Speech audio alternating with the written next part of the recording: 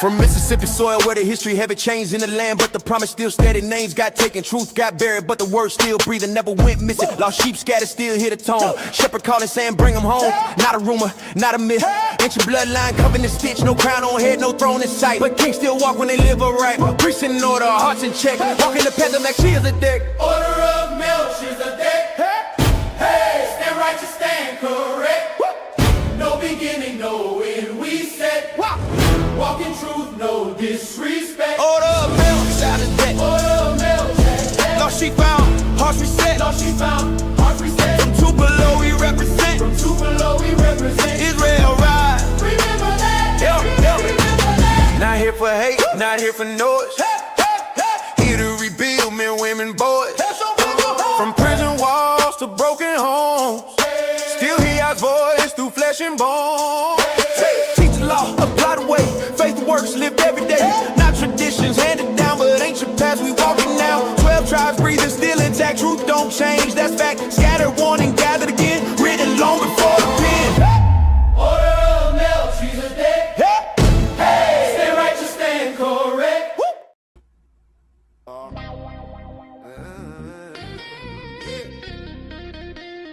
From Mississippi mud.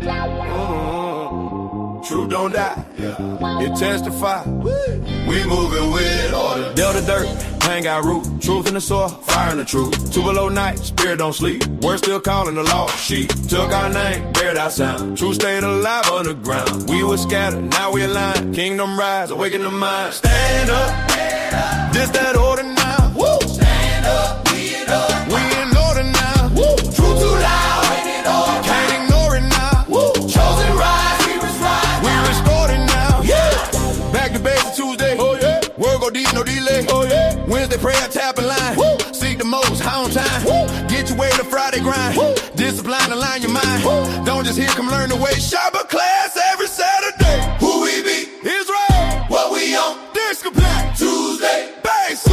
Wednesday. Prayer. Friday. Level up. Level up. Woo. This ain't religion, this order. Yeah. This ain't religion, no, no, no, no. Yeah, yeah. This ain't religion, no, no, no, no, no, no, no. This ain't religion. This ain't religion. This ain't religion.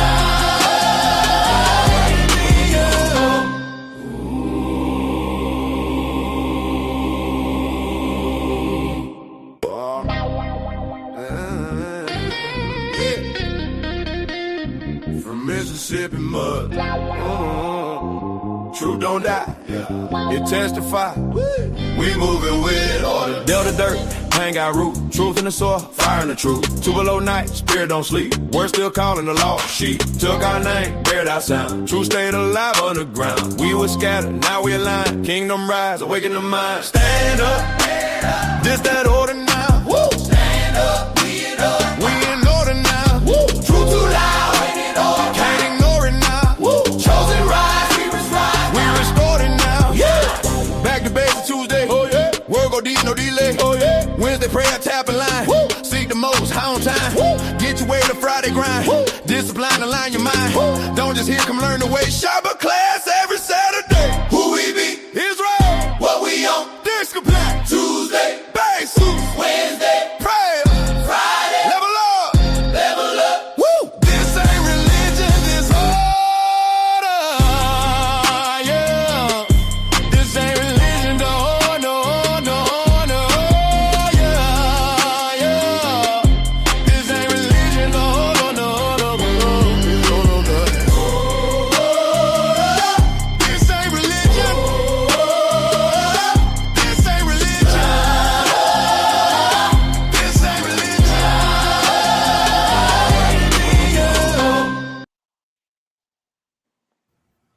Shalom, shalom, shalom. Shalom, family. Welcome to Back to the Basics Tuesday, the night where Brother KG brings the lesson and takes us back to the basics of the Bible.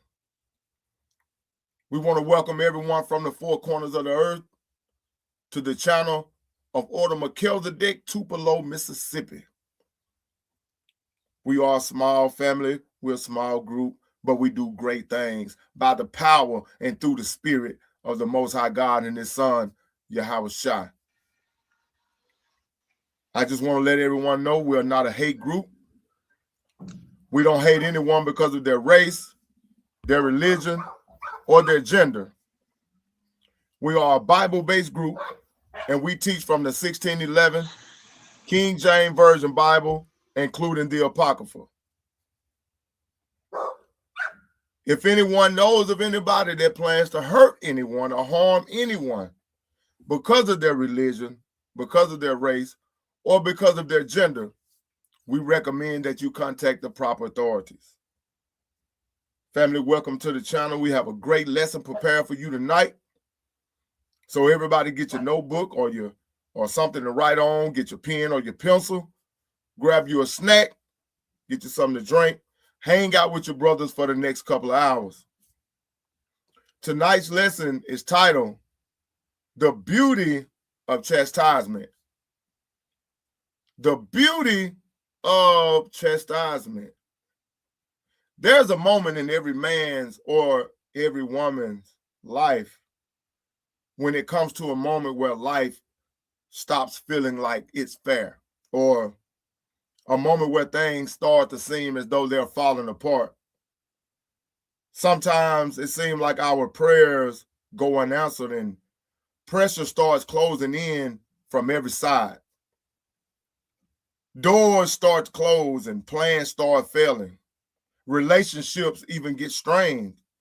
Sometimes finances get tight. Your mind starts to battle against itself. And in that moment, most people ask the question, why is the Most High doing this to me? Why am I going through this? Did the Most High leave me? But here's the truth that most people don't seem to understand, that not all suffering and all chastisement is for your punishment. Sometimes it's for correction. Sometimes it's for your betterment.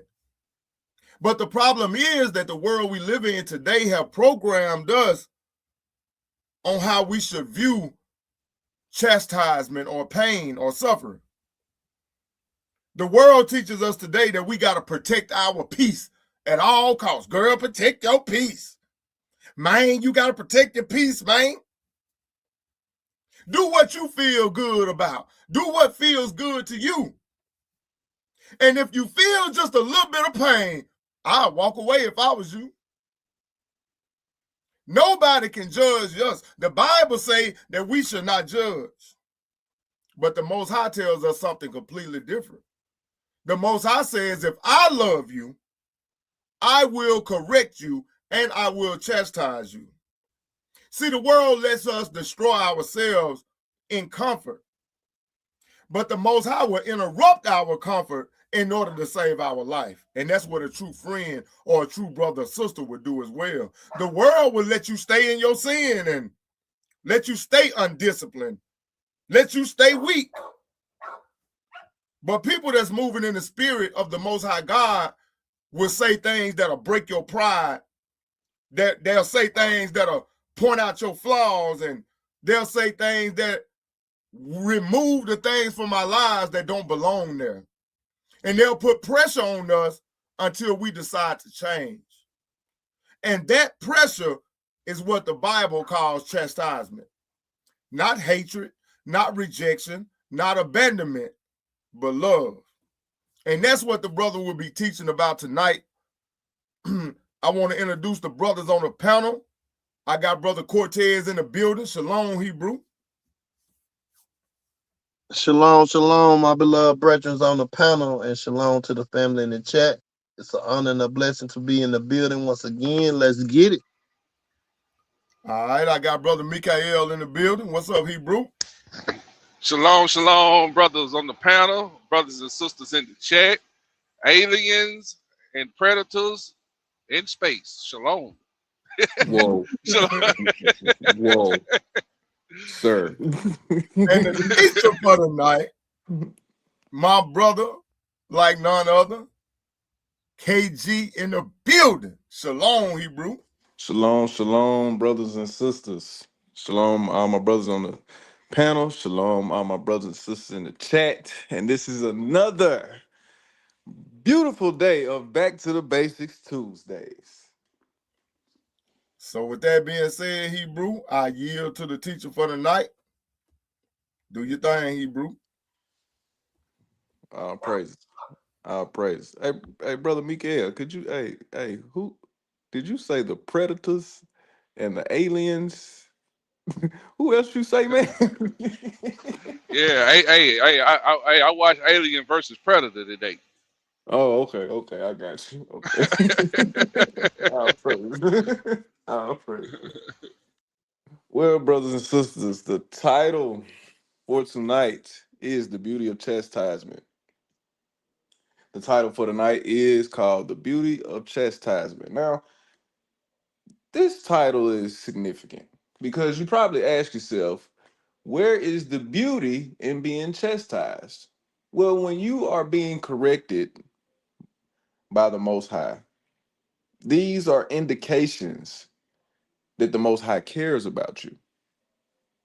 These are indications that shows that even though you may be getting out of line at the moment, he still cares enough to give you a brief punishment to get you back in line instead of just killing you instead. I mean, think about it from this perspective. Would you rather take chastisement, or would you rather him just kill you because of whatever sin he feel like he should kill you for? And when you look at it from that perspective, it's easier to see the beauty of chastisement. It's almost as if another opportunity to realize that, yeah, I strayed away. Yes, I made a mistake, and yes, I took a punishment for it.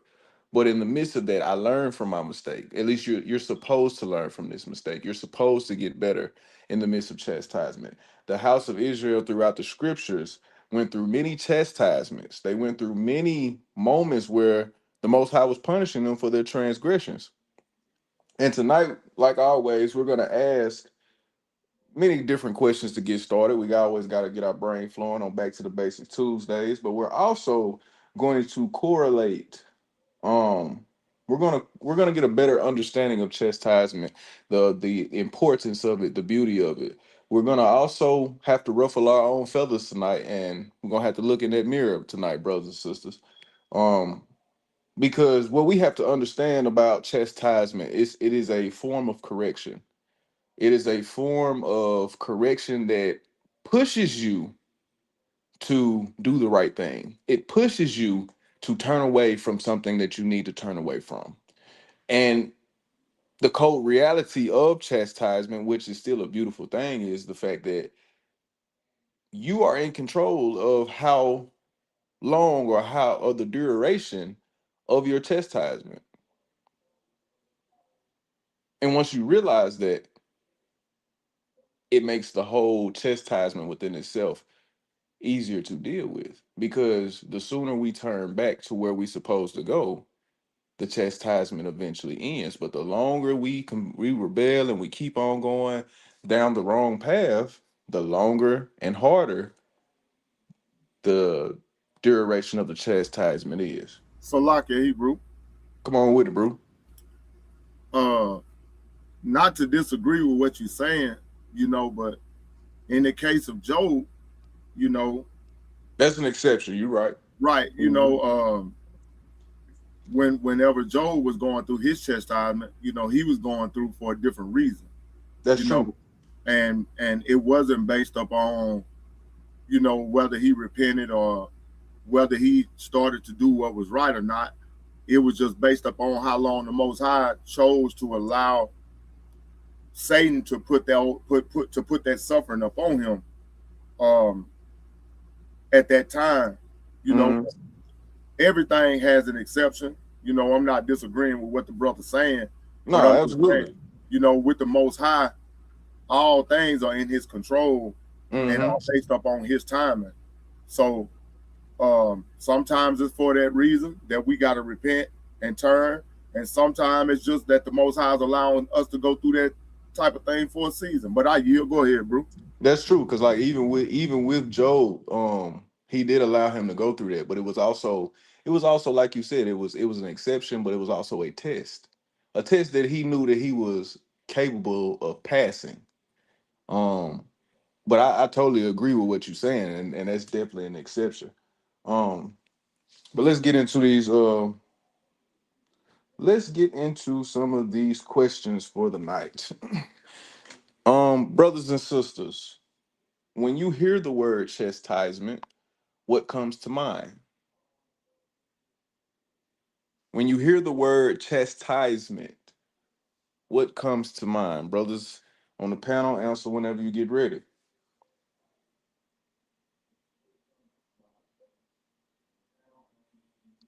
I say tough love. Tough love, I can see that.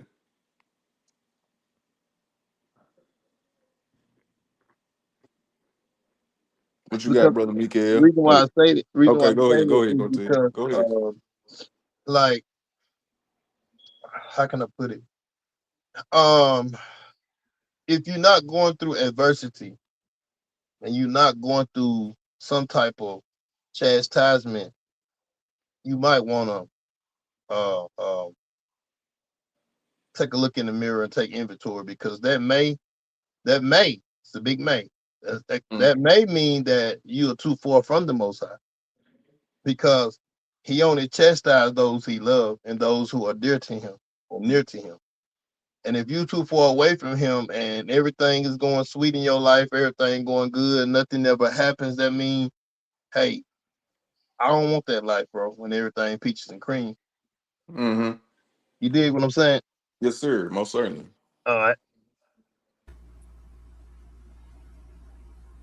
Yeah, chastisement. When I hear that word, it's to build you up for the next test, to refine you or to remove. And it's like the scriptures call the fire of adversity. It's you go through these trials and tribulations to burn out these impurities that are in you, to build Mm-hmm. character, stronger faith. You know what I'm saying? Mm-hmm. To build on the faith that you already, just to build you up for the next test, because it's going to be multiple tests, multiple chastisements that you got to go through in this walk. You know, Mm-hmm. whether it's with your health, or I'm just throwing out things, or with your finances, or with your significant other, or it's a lot of chastisement that the Most High will bring, will put you in to build you up. And I mean, what's a testimony without a test? In order you have to have a testimony, you got to go through some type of what? Trial or tribulation, or what? Chastisement. You Mm-hmm. got to have a test. You got to be reproved. Go ahead, bro. All Forged. praise. Got to Salaki. be forged. Mm-hmm. Yeah, Salaki. Just like everybody in the chat saying, Sister Tanner said correction. Sister Brenda Hill said being punished. Mother Mary said discipline. MC to the X Project said punishment. And naturally, that's what most people think of when they hear the word chastisement, like punishment, or maybe getting in trouble, or being corrected in a harsh way, or some type of suffering because of something that you've done wrong. And chastisement normally will bring to my mind, I think about getting a whooping. Like when I was a kid, when I used to get a whooping, it's Mm-hmm. so much discipline in me that's in authority. That's what comes to my mind. But biblically, Hebrew, when we look at that word chastisement, what should come to our mind is correction from somebody that love us. You Mm-hmm. know, correction from somebody that's trying to give us purpose, or love being in action, because love is an action word. Mm-hmm. or look at it like I'm in training for my righteous walk. This is Mm-hmm. this is training day. You know, this is my training to prepare me for this walk. Or we could look at it like it's the Most High investing in us. You know, getting us ready, like Brother Mikael said, for the next one. Because the old folks used to say all the time, you either coming out of a storm or you going into a storm. Mm-hmm. Which means that those of us that walk the right way, that walk the straight and narrow path, we gonna always be coming out of a storm or going into one, because Satan is trying to destroy us, Right.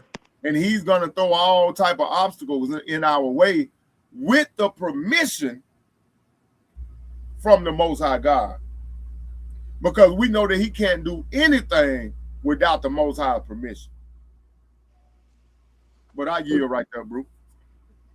Praise.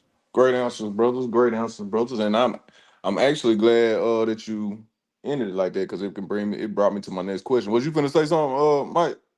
Bring it out. What you finna say? You know the ones that's in the truth that that's serving the Most High now. They know who He is. Hey, we getting these chastisements from Him, being proven by Him or whatever. You Mm-hmm. got to understand. I'd rather be chastised from Him than be put 6 feet under. Yeah, that's absolutely Two, you right two. about that. You know what I'm saying? You know what I'm saying? Mm-hmm. Mm-hmm. Like, family, look at this walk like this. This is how I look at it. If I'm not getting chastised, like Brother Cortez said, I think I'm too far from the plantation. I'm too far from the Most High. You know what I'm saying? Look at this thing like your soul. Satan is trying to steal your glory. He already stole our innocence coming into the world, growing up coming out of our mother's womb. Our innocence was stole, being corrupted by this world. Because Mm-hmm. you know, as a child grow up, a child don't even know right from wrong. They don't even know what chastisement is. It's just living. But when we get introduced to things that's not of the Most High, we got to be chastised for it. That's how I look at it, KG. No, We that's got to be actually a great reproved. way to look at it. Yeah, that's what I'm saying. Like, you got to think all this corrupt behavior and corrupt speech and corrupt thought and all of this we got in us coming up to the knowledge of the truth. That stuff got to be purged out of us, bro. And the only way to get it purged out is through prayer and chastisement from the Most High. Because we got to pay what we weigh. I'm going to leave it alone right there. Oh, praise God. No, I appreciate the perspective. Now, this next one, this next question is gonna be a curveball, but I really want y'all to think about your answer before you answer. So, for the next question, and after this question, we're gonna get into the scriptures. Cortez, get me Hebrews chapter 12 ready. We're gonna start at 1 and go all the way to 13. Hebrews chapter 12 and verse 1. Um, but this question, what are the differences between chastisement versus unrighteous judgment? What are the differences between chastisement versus an unrighteous judgment? Brothers, y'all answer whenever y'all get ready. See, unrighteous judgment it's anything that when you put your matters in your own hand, going against the commandments of the Most High on how to handle different life situations. Because it's a commandment, law, statute, commandments for everything we deal with in life on how to handle situations, different type of judgments to hand out.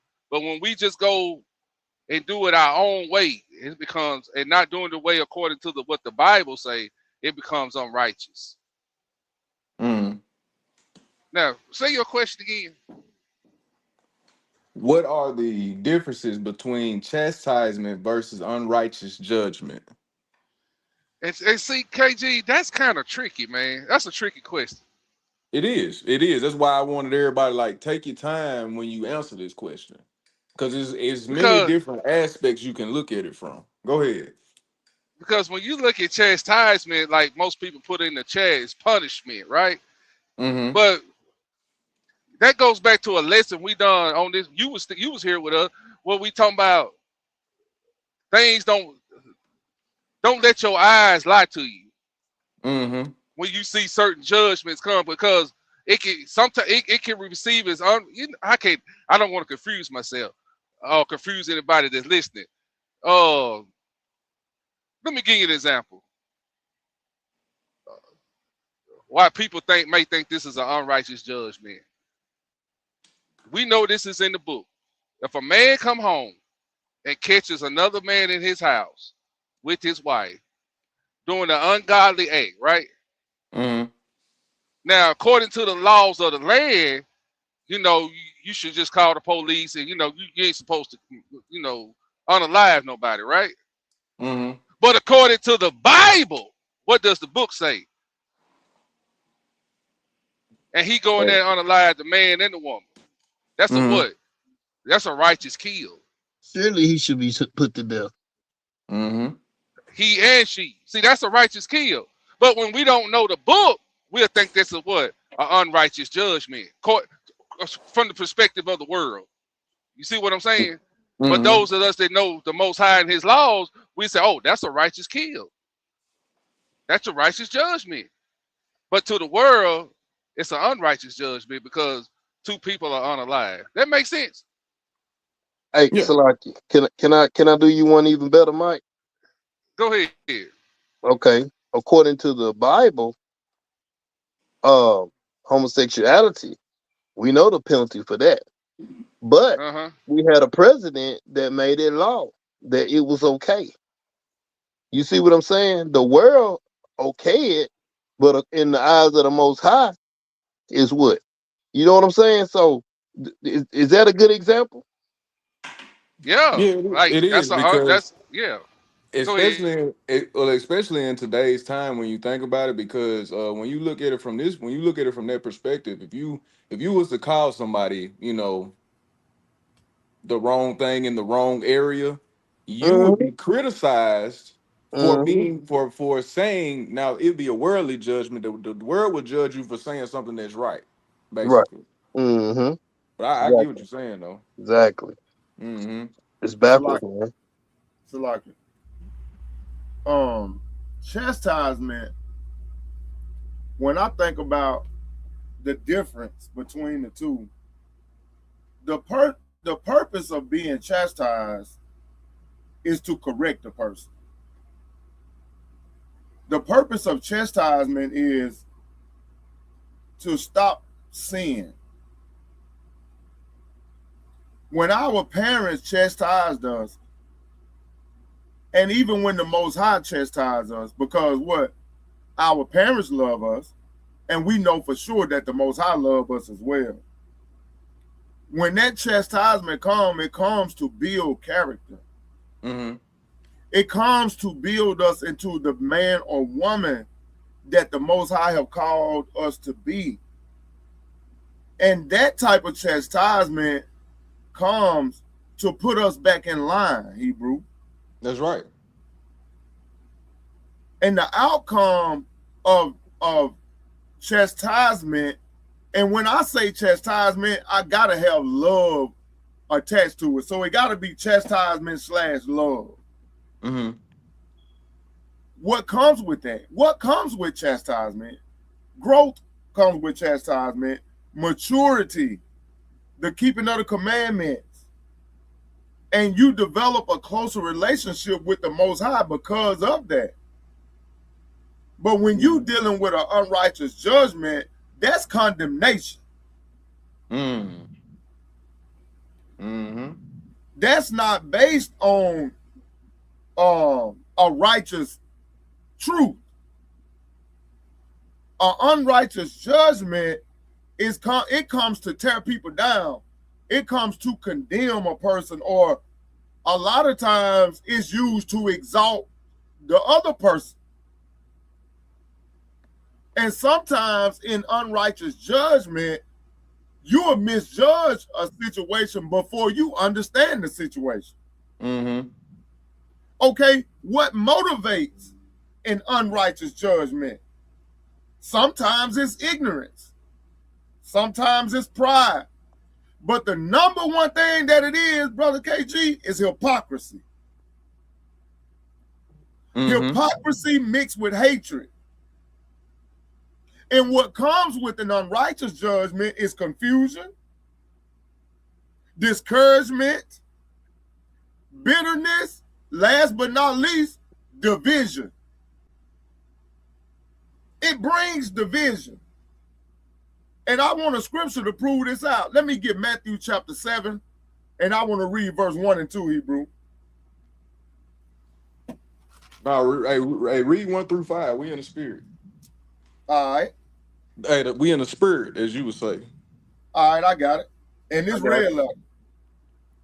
It says, judge not that ye be not judged. For with what judgment ye judge, ye shall be judged. And with what measure ye meet, it shall be measured to you again. And why beholdest thou the mote that is in thy brother's eye, but considerest not the beam that is in thine own eye? Or how wilt thou say to thy brother, let me pull out the mote out of thine eye, and behold, a beam is in thine own eye? Thou hypocrite, first cast out the beam out of thine own eye, and then shalt thou see clearly to cast out the mote out of thy brother's eye. Okay? Now that's simple and plain, bro. Like, you got to make sure that you got your stuff together first before you try to chastise somebody else, right? And just let me get the precept to that before we move on. Let me get John 7 and 24.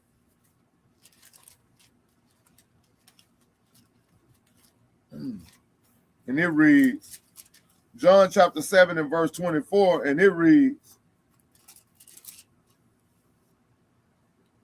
judge not according to the appearance, but judge righteous judgment. I'm going to start at 20 and I'm going to read down. Come on with it. It said, the people answered and said, thou hast a devil who goeth about to kill thee. Yeshua answered and said unto them, I have done one work, and ye all marvel. Moses therefore gave unto you circumcision, not because it is of Moses, but of the fathers. And ye on the Sabbath day circumcise a man. If a man on the Sabbath day receives circumcision, Christ is breaking this down to them because they being hypocritical. Christ telling them, he said, I have done one work and y'all marveling at it. It said, Moses therefore gave unto you circumcision, not because it is of Moses, but it's of the fathers, plural. And ye on the Sabbath day circumcise a man.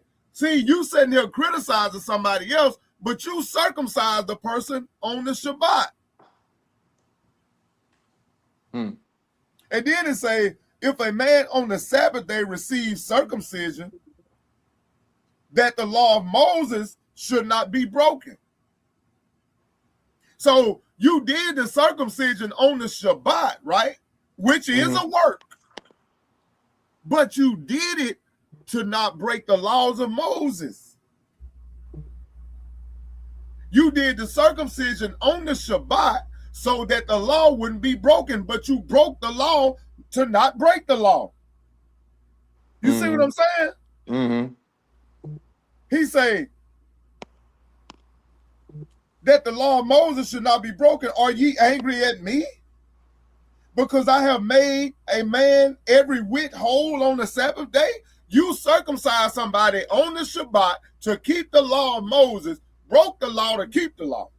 But you gonna judge me for making a man whole on the Sabbath day? Verse 24 says, judge not according to the appearance, but judge righteous judgment. Okay, if you gonna judge me that way, you gotta be judged the same way. That's right. Because if it was against the law to heal, which is a good work, and we know that that's not against the law, Christ did a good work on the Sabbath. It's not against the law to do a good work on the Shabbat. But they circumcised the man on the Shabbat. They could have waited till after the Shabbat. But they did it to keep from breaking the law of Moses. Same thing, Hebrew. I yield right there. Hey, I'm glad you brought that out, bro. Judge not according to the appearance, and that's what I was trying to mention a while ago about chastisement and unrighteous judgment. Like to KG question, that's the scripture I was looking for right there. I'm glad you brought that out. Praise it. Praise it. Let me just say this, and we gonna get deeper. Y'all can hear me? Am I sounding clear? Yeah, we hear you. Go ahead. Okay. Let me just say this, and then Cortez, we're gonna bring out that Hebrews chapter 12. Understanding chastisement is God's correction given in love to keep Israel in alignment with laws, which is basically what Brother Stephen said. It in the midst of us asking these other questions, it is a necessary part of discipline meant to mold us in righteousness. The purpose of chastisement is, which we just in the midst of us answering these questions, we have brought these things out, and I'm just doing a rundown of the discussion we just had. But the purpose of chastisement is to correct errors and lead us back to obedience. Then it's to prevent further sin that could lead us to destruction. Also, last but not least, is to produce the fruit of righteousness in those trained by it. Now, let's give the contrast, in which the question we just asked. Unrighteous judgment. It stems from hypocrisy, personal bias, or a lack of understanding of God's commandments. It is warned against us, which Brother Stephen just showed us in the scripture. It is warned against us in the scriptures and considered sin. So you can put yourself in a situation where you're sinning when you're trying to, like Brother Stephen said, condemn somebody because you're trying to operate within something in order to make somebody else look bad. You're not doing it to uplift or to restore or to build up. You're doing it in a sense of condemnation. So the key difference here is that the core distinction between chastisement and unrighteous judgment is motive and authority, which we all have basically, in the midst of our questions, in the midst of us giving our answers, we all said this in our own little way. But let's get into these scriptures, Brother Cortez. Bring Shalom, Brother Yeti. You all right?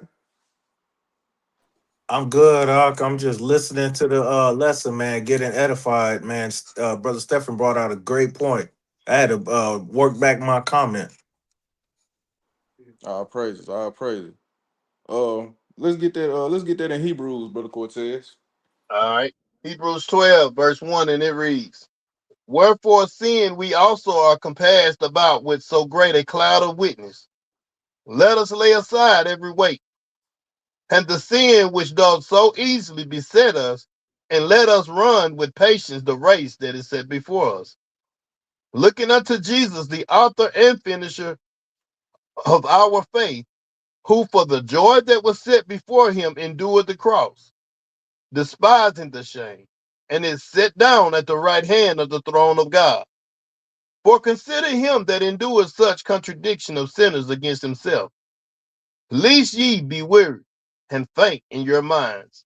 Ye have not yet resisted unto blood, striving against sin, and ye have forgotten the exhortation which speaketh unto you as unto children. My son, despise not thou the chastising of the Lord, nor faint when thou art rebuked of him. For whom the Lord loveth, he chastiseth, and scourge every son whom he receiveth. If ye endure chastising, God dealeth with you as with sons. For what son is he whom the Father chastiseth not? But if ye be without chastisement, whereof all are partakers, then are ye bastards, and not sons. Wait a minute, Furthermore, Cortez. You said that word with conviction. What was that word you said? You are what? bastards. Hey, what verse was that? What verse was that, Cortez? Verse 8. Okay, keep reading. Read down to 13. All right, verse 9. Furthermore, we had fathers of our flesh which corrected us, and we gave them reverence. Shall we not much rather be in subjection unto the Father of spirits and live? Stop right Question there. mark. Stop right there. Um, I just want to give this example. There are many of us that are, well, not are, that have been parents, are parents. And when I say that, I mean your children probably have grown. And some of us have younger ones. I have younger ones. Um, I had to whoop my son, y'all, this past weekend. I'm gonna tell you, it broke my little old heart.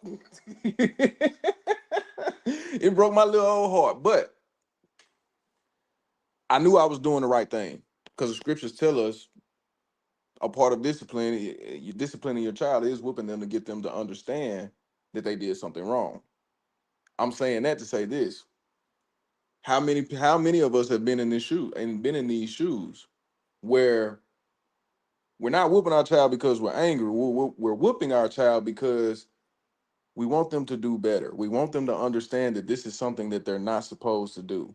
We want them to understand that they are capable of doing better. And even when we are whooping our children or having to discipline our children, I should say, we are doing it out of love. So if you can understand this concept as a parent, as a mother, as a father, then you can understand what the Most High is saying right here in verse, what was that, 10? Well, no, that was verse, let me see. Yeah, that was verse 10. You can understand what he is saying throughout 1 through 13, which we're going to get. That's 9. Salaki, that's 9 All right, Hebrew. appreciate it. All right. You can understand what is being said in the context of Hebrews chapter 12. When we are, chastisement comes with a sense of love to it. Even though it is painful, it comes with a sense of love to it. Another example I want to give on this is this. When you get a cut and you want to clean the cut, you want to clean the cut so it'll heal faster. What do you do to it? You either put peroxide on it, Germ-X, or you put alcohol on it. When you do that process, does it not sting a little? Does it not hurt a little bit for a brief moment? And then it goes away. And then you put the band-aid on. A few days later, your finger back how it was. It's back healing, and it healed a little bit faster. When you look at it from that aspect, that's the whole purpose of chastisement. Yeah, it may hurt for a brief moment, but it's always for our embetterment. It's always to make something better. Go ahead, brother Cortez. Finish out that we was at 10, start at 10, go to 13. All right, Salaki. I just want to say on that what you was talking about that it broke your heart to whoop your son, man. I've been in that situation several times, even when my son was young. And kids get very crafty, bro. Like my son, They do. right before I whooped him, he said, "Daddy, I love you." And bro, it was hard to it was hard to go ahead and whoop him, but some told me go ahead and do what you gotta do. So I said, "I love you too." And I whooped him. And that Proverbs 13 and 24 came to my mind about you spare the rod, you spoil the Mm-hmm. child. You know what Mm-hmm. I'm saying? So, we have to do that, even though I understand what my mama used to say. She said, "This hurt me more than it hurt you." And I'm like, "How it hurting you? And I'm the one getting the whooping." But Right. I understand it now. She didn't want to discipline, had to put them hands on me, but she had to. Mm-hmm. Right? Yeah. Salakia. Um, just on the topic that you on real quick. Now with my sons, they got whoopings. They got their butts tore up. With my older son, I might have whooped him a little bit too much. He was the first child, and I learned a lot with him and his younger, from from about 5 up to about 8. I learned a lot because I really was whooping him too much. But I was learning. I was a new father. I had never raised a child. Not like I was just beating him, but No, I get what you're saying. it was to the point to where I could be playing with him or talking, and he would kind of flinch, and that bothered me. You know what I'm saying? And it caused me to reevaluate my chastisement with my child, because I didn't want to raise my children with fear, but with love. And I'm going to explain what I mean in just a second. And KG, I've told you this before when we talking about your kids. With my boys, I was rough on them, but I got a daughter that I never whooped her. I never chastised her, and she turned out to be very disrespectful. She doesn't regard me as her father in the way that she should. She'll talk to me crazy. She don't reverence me as her father or anything like that. She look at me like I'm just an outsider, even though I raised her ass. Excuse my language. But the point that I'm making is this. The Bible is true when it says, you spare the rod, you spoil the child. Because my daughter is very disrespectful toward me, and I ain't never did nothing but be good to her. But because I didn't whoop her ass like I should have, excuse me, I'm sorry, y'all, I'm using this word. I should have beat her ass. But because I didn't, she turned out the way that she is now. And I really hate it because of her disrespect. I don't deal with her at all. And I would love to have a relationship with my child, with my daughter. She's a young woman now. She's grown, married, and got a child to an Edomite, by the way. But if I would have chastised her the way that I should have, I thought that with her being a girl, I'm looking at it like I'm a man.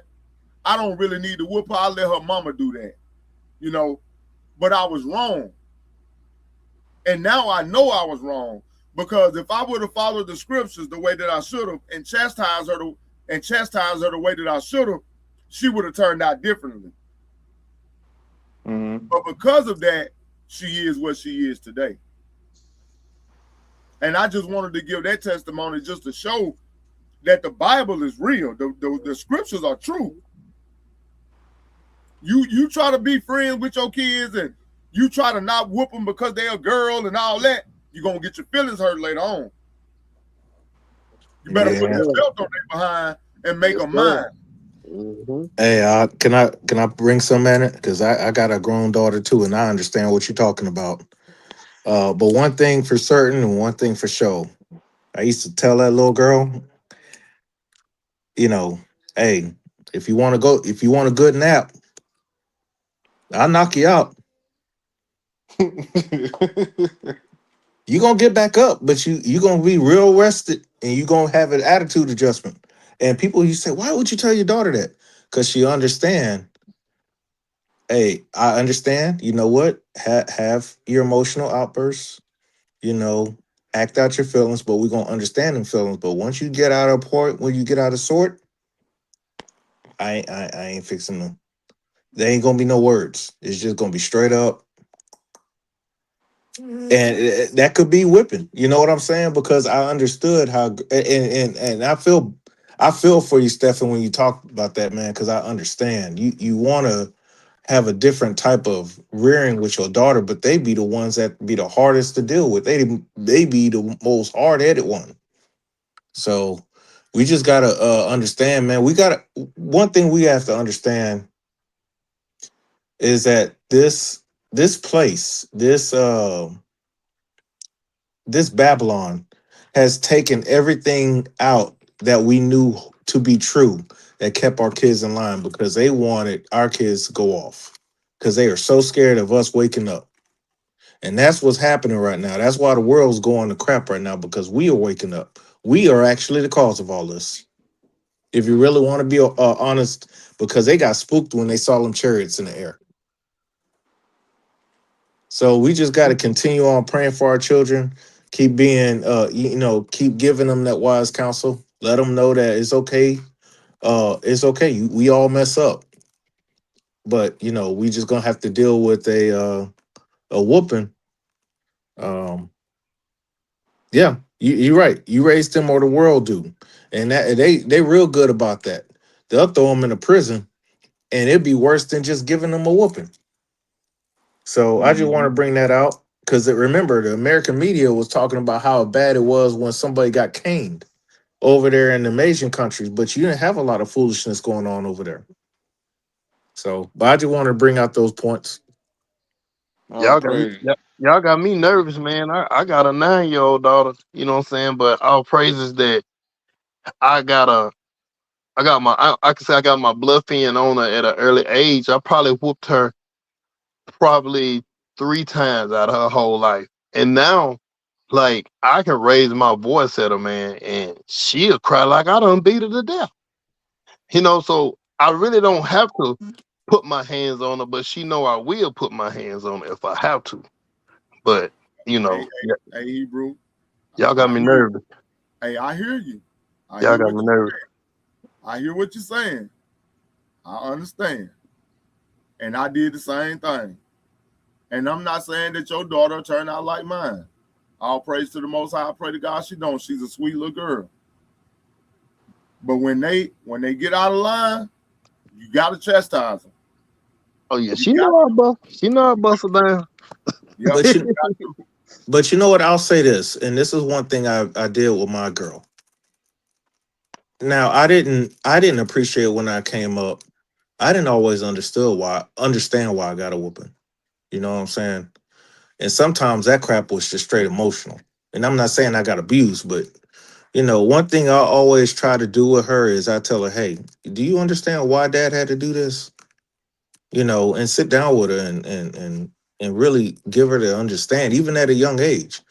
Dad had to do that because you wasn't listening. And think about this, if you're not listening right now, what happens if you playing and the ball go out in the street and you got used to not listening to me? Something can happen to you. Dad won't know what to do. So Dad had to get you reined in, and And she understood it. you know what, Yeti, that's so true because with my boys, every time that they got a whooping, I set them down and I talk with them before the whooping.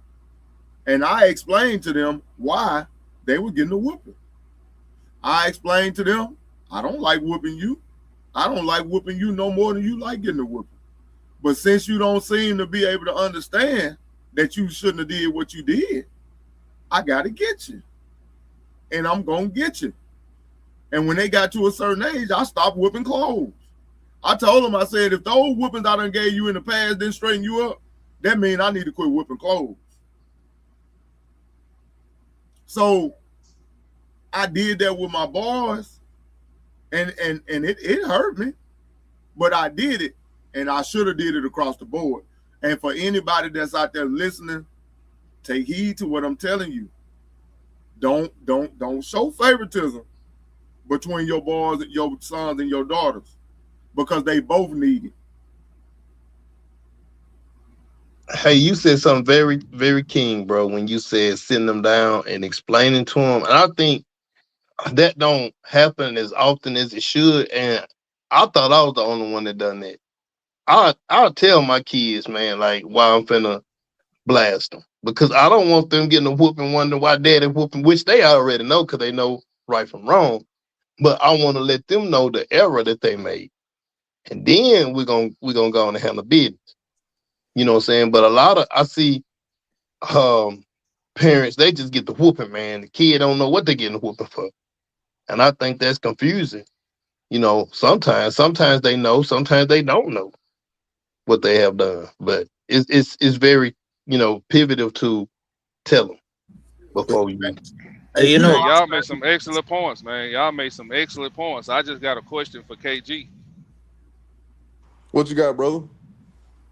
Did you whoop my nephew on Easter? hey, all you gotta know is he got up. KG, KG, answer the question. Did you whoop him on Easter? It was I don't keep up with that old holiday crap, but I know it was on a Sunday. It was just past Sunday. It was He definitely got this to be Uh, past the Sunday. man. You just made my nephew the first Negro child in all of Negrodom to get a whooping on Easter, man. KG, you ought to uh. be ashamed of yourself. Hey, You hey, are a heathen. You a heathen, That's what KG. you are. A heathen. hey. I will say this though. To be honest, God truth, I remember my ex. She got on me because I did what was called a preemptive whooping. It wasn't bad. It was just wop wop wop because I learned something from my daughter. That's me all day, and I know how I think. And when she had that look in her face, I like, you better not do it.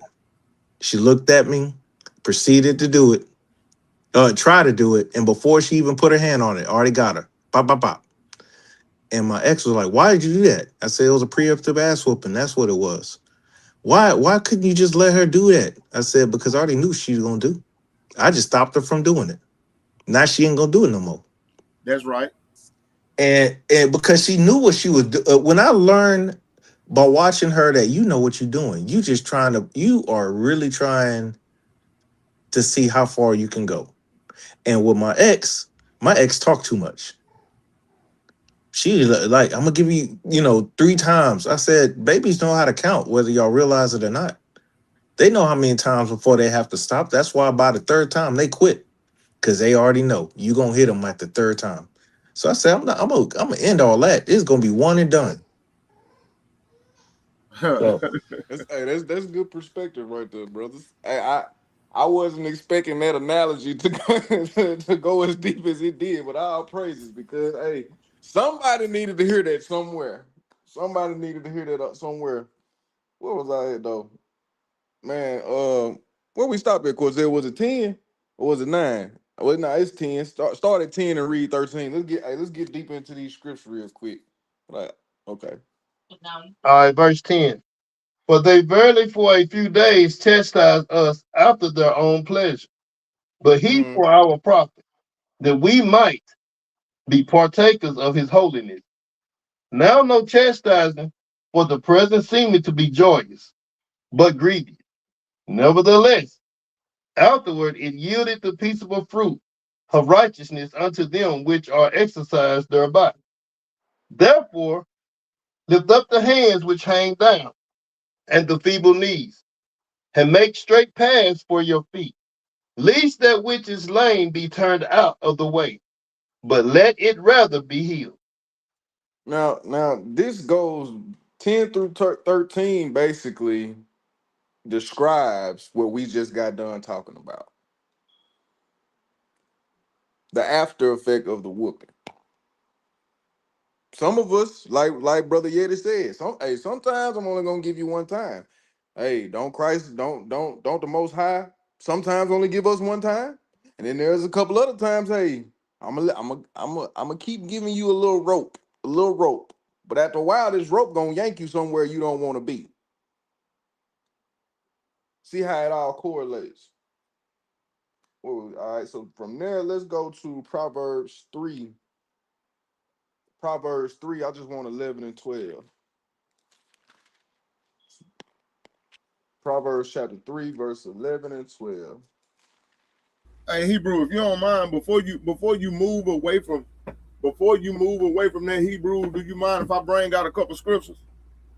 Oh no, you can go ahead and bring it out because hell, I'm not moving away from it. I'm just getting deeper into it. That's what I'm really Okay, doing. okay, well go ahead. Go ahead. I just had a couple precepts I wanted to bring out. I'll wait though. Go ahead. Well, after Cortez read this Proverbs, bring yours out. Okay, go ahead. All right. All right. Proverbs 3, verse 11. My son, despise not this. Let me start over. So like, my son, despise not the chastening of the Lord, neither Mm-hmm. be weary of his correction. For whom the Lord loveth, he corrected, even as a father, the son in whom he delighted. You said 13 too? No, I just wanted 11 and 12. Okay. Just All 11 right. and 12. But because like I was telling Steph, this is precepts, continuance, showing Shalom, that Uncle Walter. Shalom, Uncle Walter. Shalom, shalom. Just showing that the same way we look at parenting is the same way the Most High look at us. He calls us his children. So it ain't no probably to it. Let's go back to Deuteronomy 28 for a second. I'm finna let you have it real quick, brother Steph. But in Deuteronomy 28, that was the warning right there. Think about it. When you tell your kids, hey, look, if you make straight A's in school or if you make straight A's in all your classes, I'm gonna make sure that you get something in return for your hard work, for your consistent work. But if you bring back home F's, I'm taking away your phone, I'm taking away the tablet, you ain't going outside, you won't get to play with your friends. It all correlates. And see, the chastisement within itself, you can get correction before you get the actual chastisement. Sometimes, for most of us, it took us getting that chastisement a whole bunch of times for us to get right. But then you have some of us that was able to understand the concept of, if I do this right, I won't never have to go through this. And I don't want to go through that. So I'm gonna make sure I do this the right way. Hey, brother KT Salakia. Go ahead, bro. My bad. Hey, real quick, you just said something right there.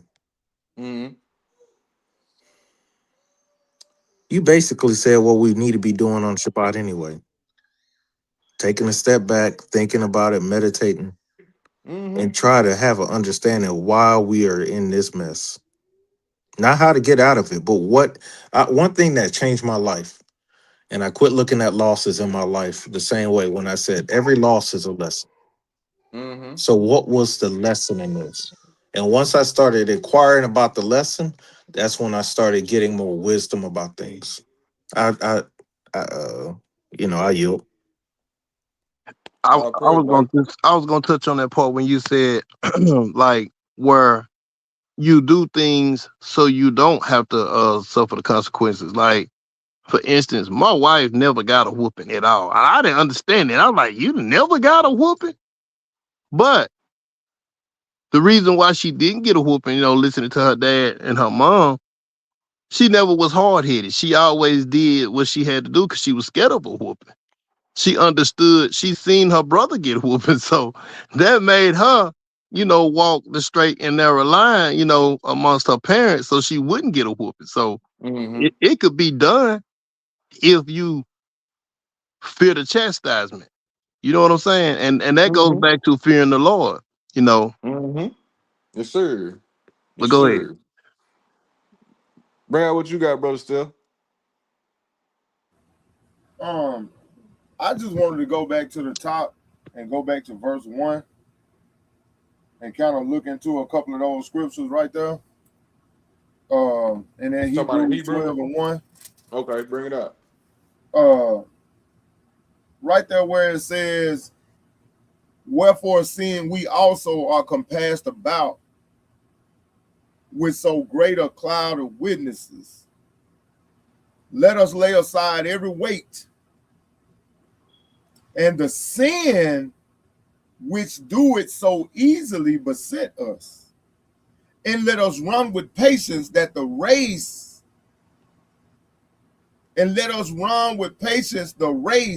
that is set before us, looking Mm-hmm. unto Yeshua, the author and finisher of our faith, who for the joy that was set before him endured the cross, despising the shame, and sat down at the right hand of the throne of Yah. Mm-hmm. When we look at that, lay aside the weights and sin and run with patience, right? Mm-hmm. You can't grow if you holding on to what's slowing you down. Yes, sir. Yes, sir. If you holding on to what's slowing you down, it's like a weight tied around your waist with a belt, and you got a 200-pound weight behind you, and you trying to get to the top of a hill. All you got to do is turn around and hit the clip and unsnap it. But instead of you unsnapping it, you just keep running. Mm-hmm. You can't grow. You can't get to the top of the hill if you holding on to what's slowing you down. Let's go to 2nd Esdras. Let's go to 2nd Esdras chapter 7, and let's read verse 5 through 9. You said 2nd Esdras 7. All right. 5 through 9. All right. 2nd Esdras 7 and 5, and it reads, "Who then could go into the sea to look upon it and to rule it? Question mark. If he went not through the narrow, how could he come into the broad? There is also another thing. A city is built and set upon a broad field, and is full of all good things. The entrance thereof is narrow, and is set in a dangerous place to fall.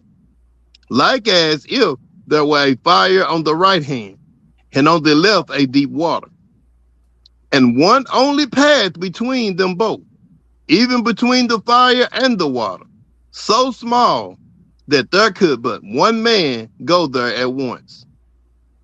And if this city now were given unto a man for an inheritance, if he never shall pass the danger set before it, how shall he receive this inheritance? Question mark. And I said, it is so. And I said, it is so, Lord. Then said he unto me, even so also is Israel's portion. Because for their sake I made the world. And when Adam transgressed my statutes, then was decreed. What verse you at, Cortez? I'm at 11 now. What do you say go to? Verse 9. Salaki, my bad. My bad. Go back and read verse 9 for me. If this city now were given unto a man for an inheritance, if he never shall pass the danger set before it, how shall he receive this inheritance? So how can we receive the inheritance of the kingdom of the Most High God, right? Mm-hmm. If we don't walk this narrow path, if we're not chastised, if we're not corrected, if we don't receive a quote unquote whooping. Cortez, go to 1 Corinthians chapter 9 and read 24 through 27. Stop on verse 27, Hebrew. 1 Corinthians 9, 24 through 27. All right. And it reads, know ye not that they which run in a race run all, but one receiveth the prize? Question mark. So run that ye may obtain. And every man that striveth for the mastery is temperate in all things. Now they do it to obtain a corruptible crown, but we in incorruptible. I therefore so run, not as uncertainly. So fight I, not as one that beateth the air, but I keep under my body and bring it into subjection. All right, stop right there. All right, 1 Corinthians 9 and 24. It says, know ye not that they which run in a race run all, but one receiveth the prize, right? Mm-hmm. When you run in a race, everybody can't win. It's only one person gonna get that prize. It says, so run that ye may obtain. We got to run this race like we the only one gonna make it, KG. That's right. We got to live this life that was given to us by the Most High God in the keeping of his commandments like we the only one that's gonna get the kingdom. We can't worry about the one to our left hand or to our right hand. We got to stay on this narrow path and run this race like it ain't nobody else getting in except for me. And That's then it right, says, in every man that striveth for the mastery, intemperate in all things, is temperate in all things. Now, they do it to obtain a corruptible crown. See, right now, in this world, on the broad and the wide road, the crown that we're running, the race that we're running, and the crown that we're trying to obtain is a corruptible crown. Moth can come in and they can eat it. It deteriorates. It's not everlasting. It says, so fight I, not as one that beateth the air, but I keep under my body and bring it into subjection. Bringing our body into subjection eliminates the need of chastisement, lest that by any means, when I have preached to others, I myself should be a castaway. When I have preached to others, don't be a hypocrite. Don't teach the kingdom to other people, and when it get to the end, you one of the ones that don't get in. Because you couldn't take the chastisement. Last one, Hebrew, Galatians 5 and 7. Galatians chapter 5 and verse 7. It said, ye did run well. You ran well. Who did hinder you that you should not obey the truth? This persuasion cometh not of him that calleth you. A little leaven leaveneth the whole lump. I have confidence in you through the Lord that ye will be none otherwise minded. But he that troubleth you shall bear his judgment, whosoever be he. So we got to run this race in the fear of the chastisement or the judgment of the Most High God, in a race to where we the only one in the race. It ain't but one person getting in the kingdom, and that's going to be me. That's how we got to live our life every day, Hebrew. And we can avoid a lot of the chastisement of the Most High God. We still going to have struggles. We still going to have trials and tribulations. But trials and tribulations of this world is different than the chastisement of the Most High God or the judgment from the Most High God for a sin that you committed. I yield. Praise, brothers. Y'all got anything before I go deep into this point? Yeah, I do. If none of the brothers have anything yet. Now you Brother Stephen, you were on something. With that same timbre, can you also talk about when the devil show up? And now you're dealing with the decision of chastisement and test.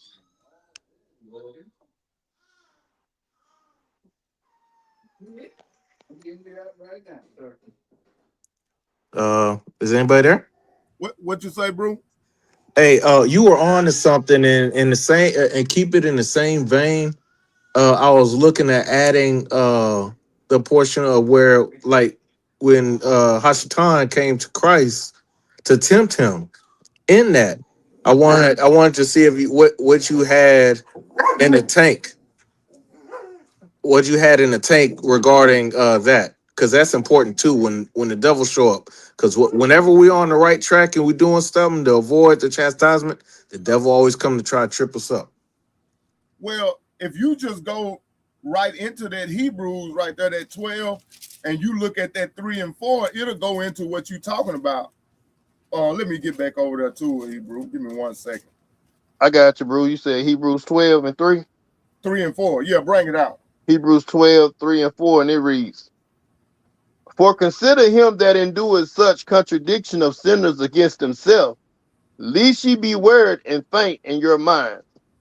Ye have not yet resisted unto blood, striving against sin.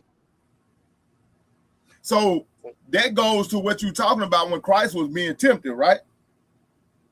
Because it says consider Christ, because you haven't resisted unto blood yet.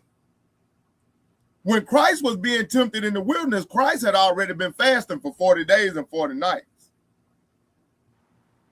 When he was tempted by Satan, he was in a vulnerable state.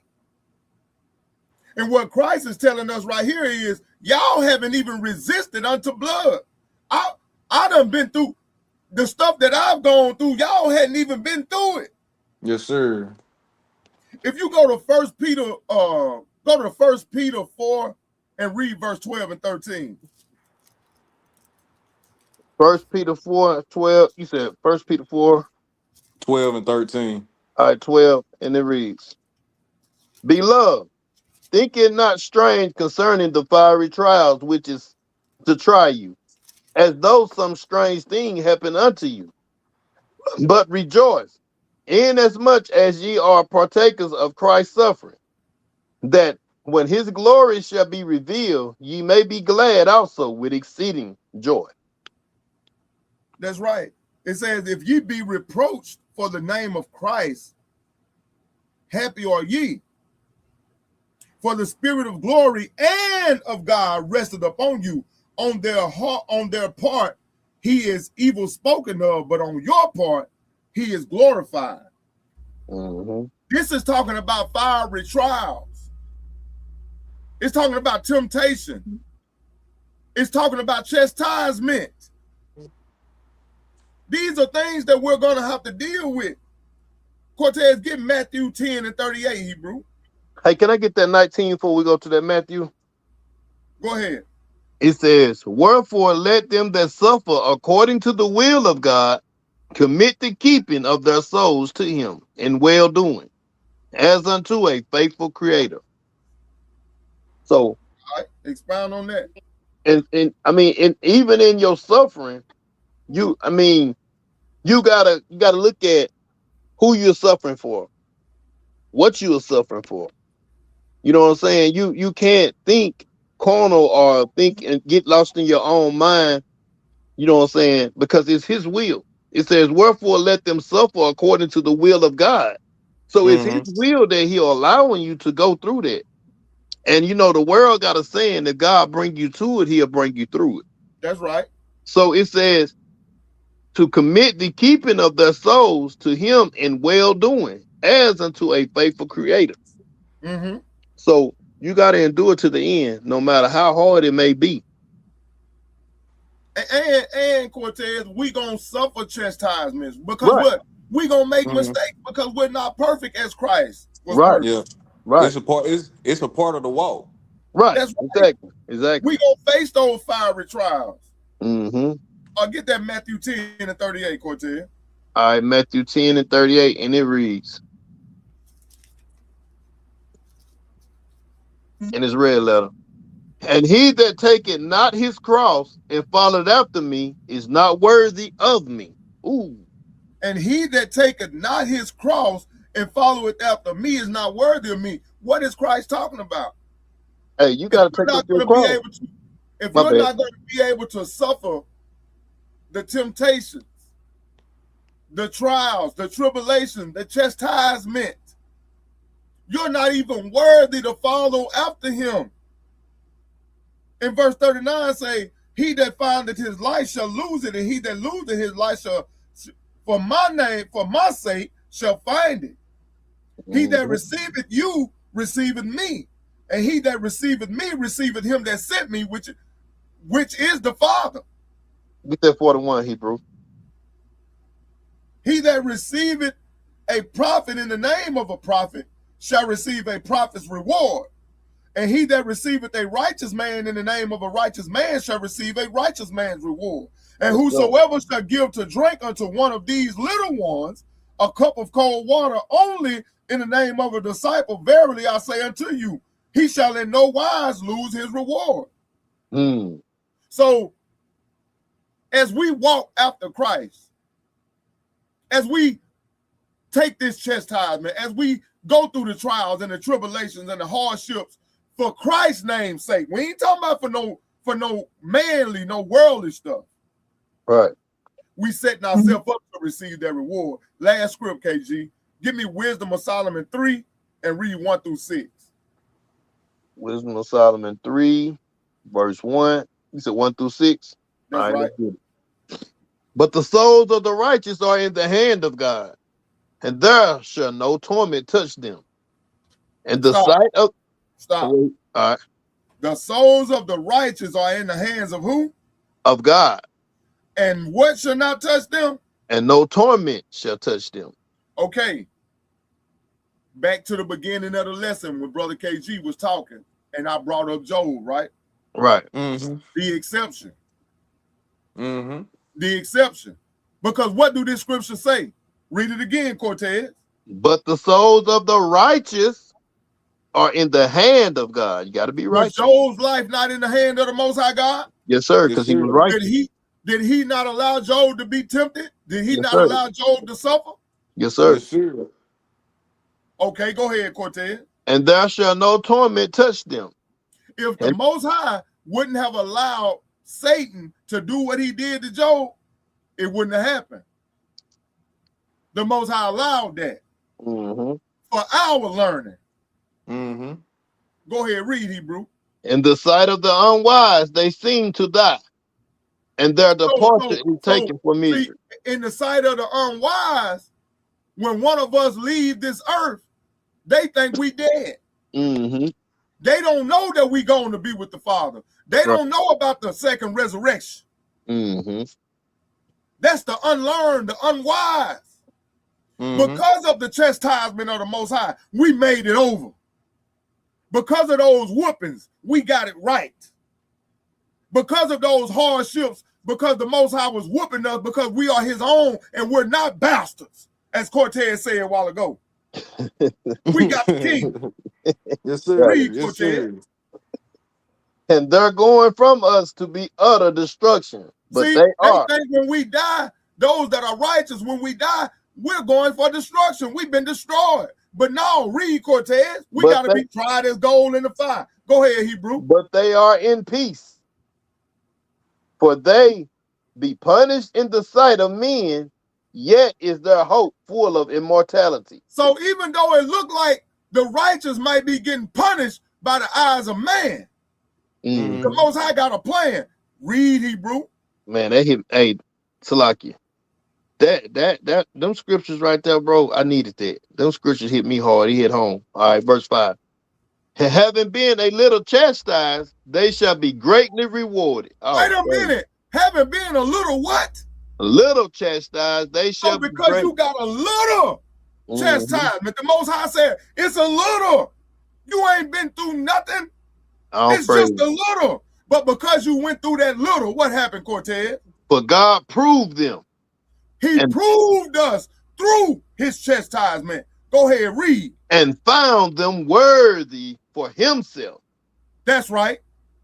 As gold in the furnace had he tried them and received them as burnt offerings. All praises to the Most High. There you go, Yeti. Hey, woo. All praise. All praise. Hey, let's get I need that. Yes, sir. That was very, very, very powerful, brother. Very powerful indeed. Let's get that Psalms 94 and 12. Psalms 94 and 12. Yes, sir. Just to add on to what Brother Stephen just brought out. Because he was know, talking about what he just brought out was showing you that the purpose of the chastisement is for a greater ending. Right. Bring it up. Psalms 94 and 12, and it reads, Blessed is the man whom thou chastest, O Lord, and teaching him out of thy law. Now I'm gonna use an example. In this. Cortez, go to 2 Samuel chapter 12 and read. We're gonna read 1 through 14. All right, 2 Samuel 12, starting at verse 1. You said 1 through what? 1 through 14. All right, and it reads, And the Lord sent Nathan unto David, and he came unto him, and said unto him, There were two men in one city, the one rich and the other poor. The rich man had exceeding many flocks and herds, but the poor man had nothing, save one little ewe lamb, which he bought and nourished up. And it grew up together with him and with his children. It did eat of his own meat, and drank of his own cup, and lay in his bosom, and was unto him as a daughter. And there came a traveler unto the rich man, and he spared to take of his own flock and of his own herd, to dress for the wayfaring man that was come unto him, but took the poor man's lamb and dressed it for the man that was come to him. And David's anger was greatly kindled against the man. And he said to Nathan, as the Lord liveth, the man that hath done this thing shall surely die. And he shall restore the lamb fourfold, because he did this thing and because he had no pity. And Nathan said to David, thou art the man. Thus said the Lord God of Israel, I anointed the king over Israel, and I delivered thee out of the hand of Saul. And I gave thee thy master's house and thy master's wives into thy bosom, and gave thee Mhm. the house of Israel and of Judah. And if that had been too little, I would moreover have given unto thee such and such things. Wherefore hast thou despised the Wherefore thou hast despised the commandment of the Lord to do the evil in his sight? Question mark. Thou hast killed Uriah the Hittite with the sword, and hast taken his wife to be thy wife, and had slain him with the sword of the children of Ammon. Now therefore the sword shall never depart from thine house, because thou hast despised me, and hast taken the wife of Uriah the Hittite to be thy wife.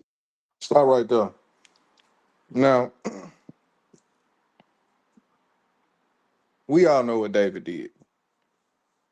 Behind what David did, David got punishment. The child that he had with Bathsheba, the first child he had, it ended up dying. That was the punishment, among other things. That was the punishment. But look what it made David do. David put on his sackcloth. David fasted. David repented.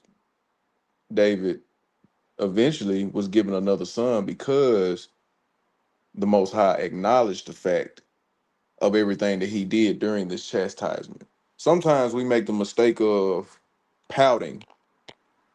And when I mean pouting, I mean to say we're complaining about the judgment. We're complaining about the thing in which is going on instead of going through it.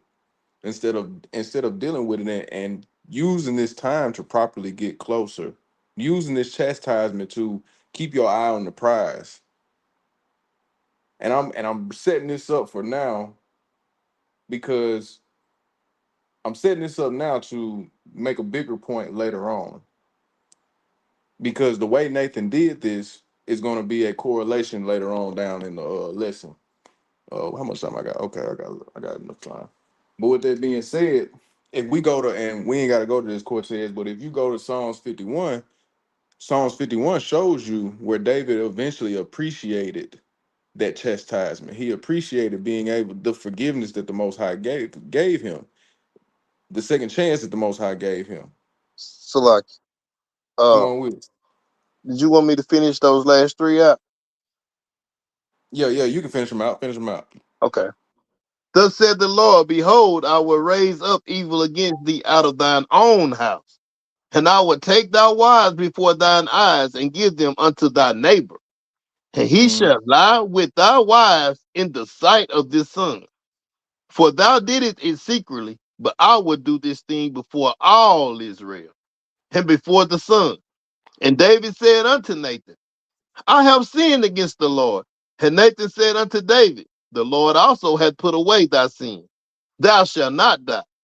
Howbeit, because by this deed thou hast given great occasion to the enemies of the Lord. Hold on. To the enemies of the Lord to blaspheme. The child also that is born unto thee shall surely die. Mm, that's Mm-hmm. 14 in Hebrew. Praise it. Now, what Nathan did is something that we all have experienced in our life. And sometimes we take this, what Nathan did, wrong. And truth be told, brothers and sisters, that's a part of the problem.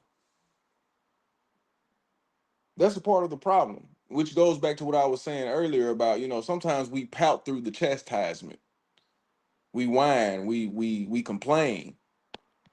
But just like we seen David go through it, he put himself in that situation. Aren't we where we at today because of what our forefathers did? They put us in this situation, but we were still there with them, like Brother Mikael went through in his lesson. So with that being said, some of these things be self-inflicted. So why are you complaining about the chastisement when the chastisement is put in place for you to redeem yourself and make yourself better from the equation itself? Now let's go to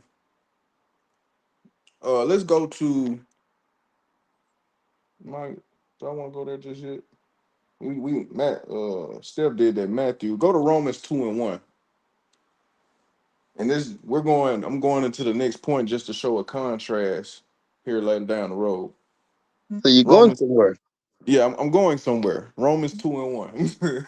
Romans 2:1, and it reads, "Wherefore thou art inexcusable, O man, whosoever thou art, thou judgest. For wherein thou judgest another, thou condemnest thyself. For thou that judgest does the same thing." So this goes back into the question in which we asked earlier in the lesson.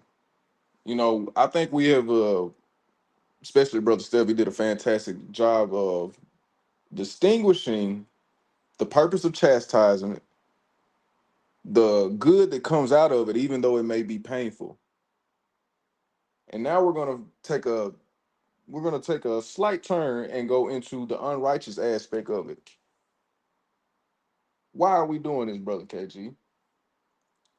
Because even in chastisement, you might have to go through some type of unrighteous judgment. Let's go back to Brother Stephen's example with the exception. Didn't Job go through unrighteous judgment? Didn't Mm. he have didn't he have to experience that from his loved ones? Didn't he have to experience that from his friends, his wife, people in the community, mainly his friends and his wife, but y'all get what I'm saying. They knew the caliber of person Job was, and yet, Brother Stephen, what did they do?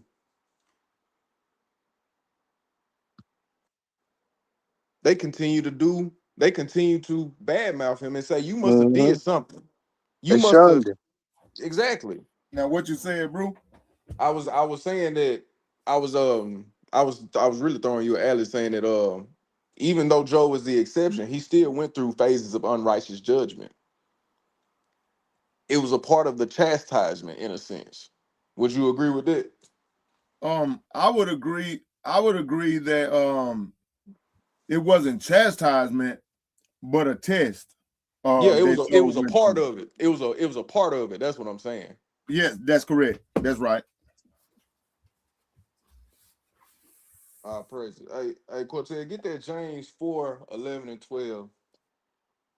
James 4:11 and 12. Where you at, James? James 4, verse 11, and it reads, "Speak not evil one of another, brethren. He that speaketh evil of his brother, and judgeth his brother, speaketh evil of the law, and judgeth the law. But if thou judge the law, thou art not a doer of the law, but a judge. There is one lawgiver, who is able to save and to destroy. Who art thou that judgest another?" Question mark. Sometimes, brothers and sisters, I'm finna have to. I'm doing a deep contrast on this because, like I just gave in my last example, sometimes we fail to realize that this is a part of the chastisement. We look at it as people are picking, people are choosing sides, people are choosing to badmouth you. But in all actuality, that's just the Most High allowing you to go through the test so it can build you up and you'll cling stronger to Him. But in the midst of that, we have to be able to understand these things. Give me Isaiah, Brother Cortez, give me Isaiah 58:1. Then, Brother Stephen, if you don't mind, give me Galatians 6:1.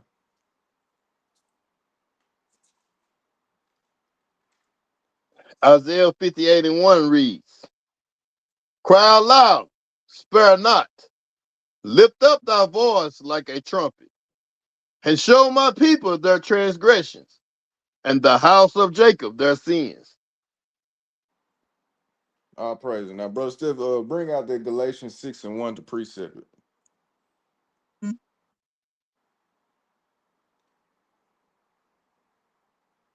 Want me to grab it? Yeah, go ahead and grab it. He might be doing something. All right, Galatians 6:7, 6:1. 6:1, and it reads, Mm-hmm. Brethren, if a man be overtaken in a fault, ye which are spiritual, restore such an one in the spirit of meekness, considering thyself, lest thou also be tempted. Least thou also be tempted. Can I get Now, verse? Can I get verse 2 too, Hebrew? If we got time. yeah, we got time. Bring it up. Bear ye one another's burden, and so fulfill the law of Christ. That's important. Mm-hmm. Yes, sir. See, here's the common denominator of all this. All of us go through chastisement. Yes, sir. All of us deal with this in our own way. Mm-hmm. All of us have went through unrighteous judgment. Yes, sir. We have to learn to not let these things tear us down, not let these things hinder our walk, but Mm-hmm. elevate it, because it's all a part of the chastisement. It's all a Critique. part of the test. Critique it. Yes, sir. Not only that, but we also have to be willing. Like, read that verse 2 again, brother Cortez. Bear ye one another's burdens, and so fulfill the law of Christ. See, tonight's lesson is just showing the beauties of chastisement, because the chastisement within itself is to show you who is really here for you, who is Mm-hmm. walking this thing out with you, who Mm-hmm. is here to reach the finish line with you. Yes, sir. And in the midst of that, we tend to, like I said earlier, fall short because we get focused on the external things, the things that really don't matter. Reason why I brought out Isaiah 58:1 is because in Isaiah, in Jeremiah, in Salaki, in Ezekiel, getting tongue tied, but in those books, they were sent to warn their people. They were sent to uplift their people and tell them, hey, especially in, like, when you read Isaiah 58:1, you have to read from 1 all the way down to 7 and understand that Isaiah was saying what he was saying because everybody was looking like they was doing the part, but in their heart, they weren't moving the way that they were supposed to be moving. They weren't going about things the way that they needed to go about it. They was looking the role, they was praying in the street so everybody could see, but in their hearts, they weren't right. Vanity. Yes. And we all have had Isaiahs in our life. We have all have had Ezekiel's, Jeremiah's. And we got to learn from the mistakes of our forefathers. These people are put in our lives not to condemn us, not to tear us down, but to remind us of where we need to go, remind us of what we need to do. Because sometimes we have all gotten off track at some point in this walk. And that's okay because that's human. It happens to the best of us. But with that still being said, don't use this as ammunition to find an excuse not to do what you're supposed to do. And on the flip side of that, understand that when you are crying out and sparing not, you are only doing this because you love this person, you care for this person. These things are supposed to be done with love. They're supposed to be done with compassion, not because you're trying to embarrass anybody, or not because you're trying to belittle somebody or make yourself seem big, but it's all for the sake of this person getting back on track. See, go back to Galatians 1, Cortez, and let me get there with you, because it's a part that I really wanna hone in on. Let me get there with you. So I went somewhere else. Read that Galatians 6:1 again.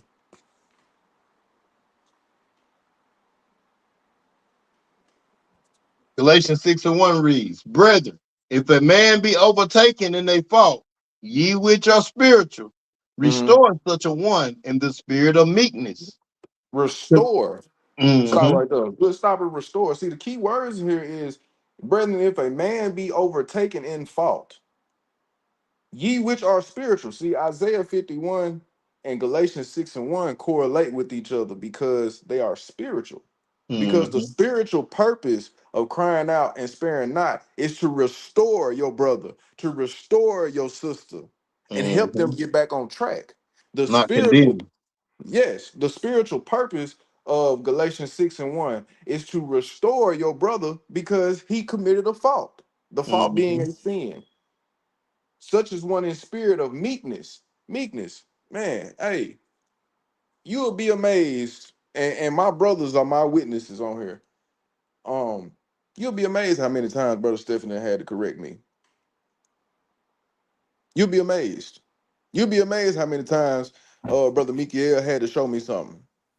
You'll be amazed the conversations me and Cortez have had where he's showing me things and I'm showing him things, and it's both making us better. Brothers Mm-hmm. in my line. Hey, you ain't lying, bro. Cause hey, it's been times when you gave me some tough love, and I received it because I knew that it was for my betterment and it was for my walk to be as the way it should be. And we just you got to receive when people trying to give you some meekness and give you this Galatians 6 and 1. But go ahead, Hebrew. Go ahead, Brother Steph. What you got? You was gonna say Um, something? yeah, I was just gonna say, we all definitely encourage one another. Sometimes it's through correction, you know. Sometimes I'm not gonna say chastisement. I wouldn't use that word, but it's through correction. It's through not agreeing with each other on everything. You know what I'm saying? Mm-hmm. Um, being willing to say, no, bro, I don't agree with that, or hey, bro, I think you going off on that. That's Mm-hmm. all a part of correction. That's all a part. It's a form of chastisement. If you could call that chastisement, but it's through the spirit of the Most High, using another brother or another sister to say, well, no, I gotta chastise you on this, bro. No, you were wrong. You know what? I will say that we've chastised each other before. I use that word. Just thinking about a few things. Well, just to add on to what you're saying, it's a lot, not to cut you off, but see the purpose. See, this, and now we're at that full circle moment that I was just talking about when we was in First Samuel. See, Isaiah, Jeremiah, Ezekiel, they was talking to a nation of people, but it was for the purpose of restoration because he loved his people, and he had a duty that the Most High gave him to complete. Nathan was only talking to David. Now he gave him a story. He let David, he set David up with a good story, and then he corrected him and said, "Man, this story about you because this how you moving." But Can I get a script? yes, sir. Let's Let's go to Exodus chapter 18. Okay. And while we getting that, brothers and sisters, the purpose of the chastisement, the chastisement, the Galatians 6 and 1, the Isaiah 58 and 1, it's all for restoration. It's all for love purposes, for not because you saying like you were in love with this person, or you in a sense you do have to have love for your brother or your sister, because when you in doing so, you're wanting them to stay on the right path. In doing so, you wanting them to move correctly because you don't want to see your sister or your brother stumble. So the purpose of this, the chastisements that we go through, the purpose of brothers crying out and sparing not, the purpose of us making sure one brother is straight is for the restoration. Because we've spent centuries not restoring each other, and look where it has gotten us. Go ahead, brother Steph. Hey, real quick before Steph gets started, I was gonna say, here's a visual for everybody, and I'm sorry for interrupting. Think about this. Think about that brother or sister in that fire, in that flame, and you could have stopped that. And if you turn your back on that person, You really didn't love your brother. And it goes back to that scripture where he said, how can you say you love me, but you never seen me, but you see your brother every day? Mm-hmm. So that's all I wanted to bring out. Just think about that visual of them burning. All praise. What you wanted in Exodus, brother Steph? Exodus chapter 17, and let's start at verse 13 and read down to verse 26. You want 17 or 18, bro? 'Cause you said Exodus, Chapter 17, start at 13. okay. Exodus chapter 18. Oh, okay. I knew he said 18. That's why I reminded him back to the 18. Got you. All right. 18 to 17. Mm-hmm. Wait, hold on. You initially said chapter 18, then you said 17. So I was just trying to see which one. No. I always said chapter 18. I didn't change the chapter. Okay. But I'm That was just probably looking me. at what verse I wanted. Okay. Okay, yeah. Let's start at Exodus 18, start at verse 13. We're gonna read down to verse 26. All right. Exodus 18 and 13. And it came to pass on the morrow that Moses sat to judge the people, and the people stood by Moses from the morning unto the evening. And when Moses' father-in-law saw all that he did to the people, he said, what is this thing that thou doest to the people? Why sittest thou thyself alone, and all the people stand by thee from morning unto evening? Stop.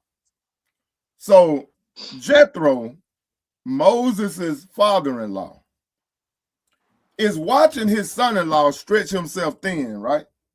Mm-hmm. Now, let's remember who Moshe is, right? Mm-hmm. This is God's man. This is the man that led the whole entire house of Israel out of captivity in Egypt. This is the man that goes straight to the Mount Sinai and speaks with the Most High God through the Spirit of Christ, right? That's On right. the Mount. Now, this is who Jethro is talking to, right? Jethro said, man, hold on. He's questioning what he doing. He questioning Moses. He said, what is this that you doing that you got these people standing before you all day and all night? What are you doing? Read, Cortez. Verse 14. And when Moses' father-in-law saw all that he did to the people, he said, what is this thing that thou doest to the people? Why sittest thou thyself alone, and all the people stand by thee from morning unto evening? And Moses, Stop. He said, why is you sitting alone? Why you doing this all by yourself? All these people standing here in front of you from the morning all the way to the evening, and you trying to do this by yourself. Pick it up at 15, Cortez. and Moses said unto his father-in-law, because the people come unto me to inquire of God. Stop. Moses told Jethro, I'm the only man. God give me the word, and I give a word to the people. This why they coming to me. Read, Cortez, 16. When they have a matter, they come unto me, and I judge between one and another. And I do make them know the statutes of God and his laws. Stop. Moses said, so when they come to me with their problems, they'll stand before me, and I tell them how to solve this thing based upon the laws of the Most High God. That's what I'm doing. All right, Cortez, let's go. All right. Verse 17. 17. Moses' father-in-law said unto him, the thing that thou doest is not good. Stop. Remember, he talking to Moshe now. He talking to Moses. He said, hey, this thing that you doing, it ain't good. He chastising Moses. He said, hey, this thing that you doing, son, this ain't good. All right, let's go, Cortez. Thou wilt surely wear away, both thou and this people that is with thee. Stop. He said, this is not good because you going to wear yourself out and you gonna wear these people out. This thing that you doing, it ain't good for you or the people. All right, Cortez. For For this this thing, for this thing is too heavy for thee. Thou art this judgment or this chastisement that he's giving Moshe is out of love. Are y'all catching that, family, in the chat? Brothers on the chat? Yes, sir. Brothers on the panel? It's for his embetterment. He trying to make the situation better for him. And he loved his son-in-law. He said, no, son, this ain't good for you. This ain't good for your health, man. You can't do this all by yourself. All right, read, Cortez. all right.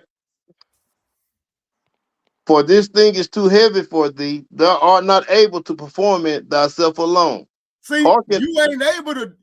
This is not healthy for you to try to do this by yourself, son. I'm your father-in-law. You married to my daughter. I'm like back in those days, a father-in-law was just as a father. He's saying, no, son, this ain't gonna work. You gonna kill yourself. Let me chastise you for a minute in righteousness. Because I love you and I'm watching you tear yourself down. You tired, you go out. All right, come on, Cortez. 19. Hearken now unto my voice. I will give thee counsel, and God shall be with thee. Be thou for the people to Godward, that thou mayest bring the causes unto God. Stop. He said, hearken now to my voice, Moses, God's man. I will give you counsel, and the Most High shall be with thee. Be thou for the people towards God, to Godward, that thou mayest bring causes unto God. All right, pick it up at 20, Cortez. And thou shalt teach them ordinance and laws, and shalt show them the way wherein they must walk, and the work that they must do. Moreover, thou shalt provide out of all the people able men, such as fear God, men of truth, Stop. hating. He said, moreover, thou shalt provide out of all the people able men. He telling Moses, take some of this burden off of your shoulders, man. Get you some righteous men that's of truth. He said, moreover, thou shalt provide out of all the people such as fear God. See, he's giving Moses chastisement and wise counsel because this is a chastisement out of love. Moses was doing it wrong. And it's okay to be told that we wrong about some things. You gotta be able to. If Moses would have been prideful, Moses would have said, man, you can't tell me what to do. I talk to God. But he didn't do that. He was humble. Read, Cortez.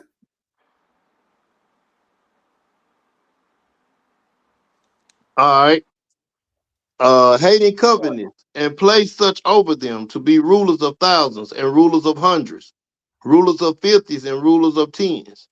And let them judge the people at all seasons. And it shall be that every great matter they shall bring unto thee, but every small matter they shall judge. So shall it be easier for thyself, and they shall bear the burden with thee. Stop. So he telling Moses, you deal with the Most High. But these are the type of men that you need to have. That way you can trust them to do what's right. But you deal with the Most High and you let them deal with the people. You get you some men that you deal with. You deal with the Most High and that small group of men. You let them deal with the multitudes of the people. Take some of this burden off of you, man. You got to take a break. You got to get some rest.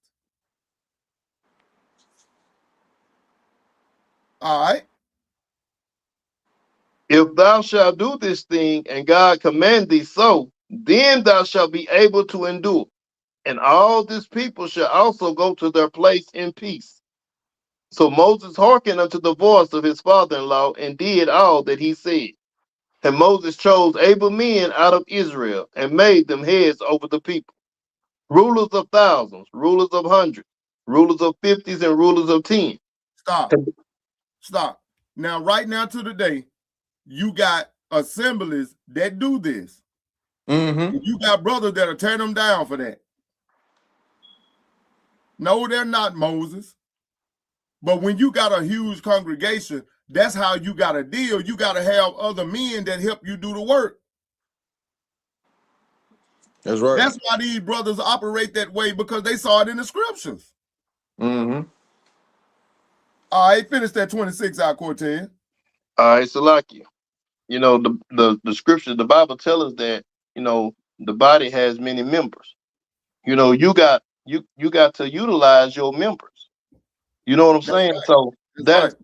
that's what I see in this verse, you know, and what you're bringing up. But all right, verse 26. And they judged the people at all seasons. The hard causes they brought unto Moses, but every small matter they judged themselves. And Go on, Moses read 27. and Moses let his father-in-law depart, and he went his way into his own land.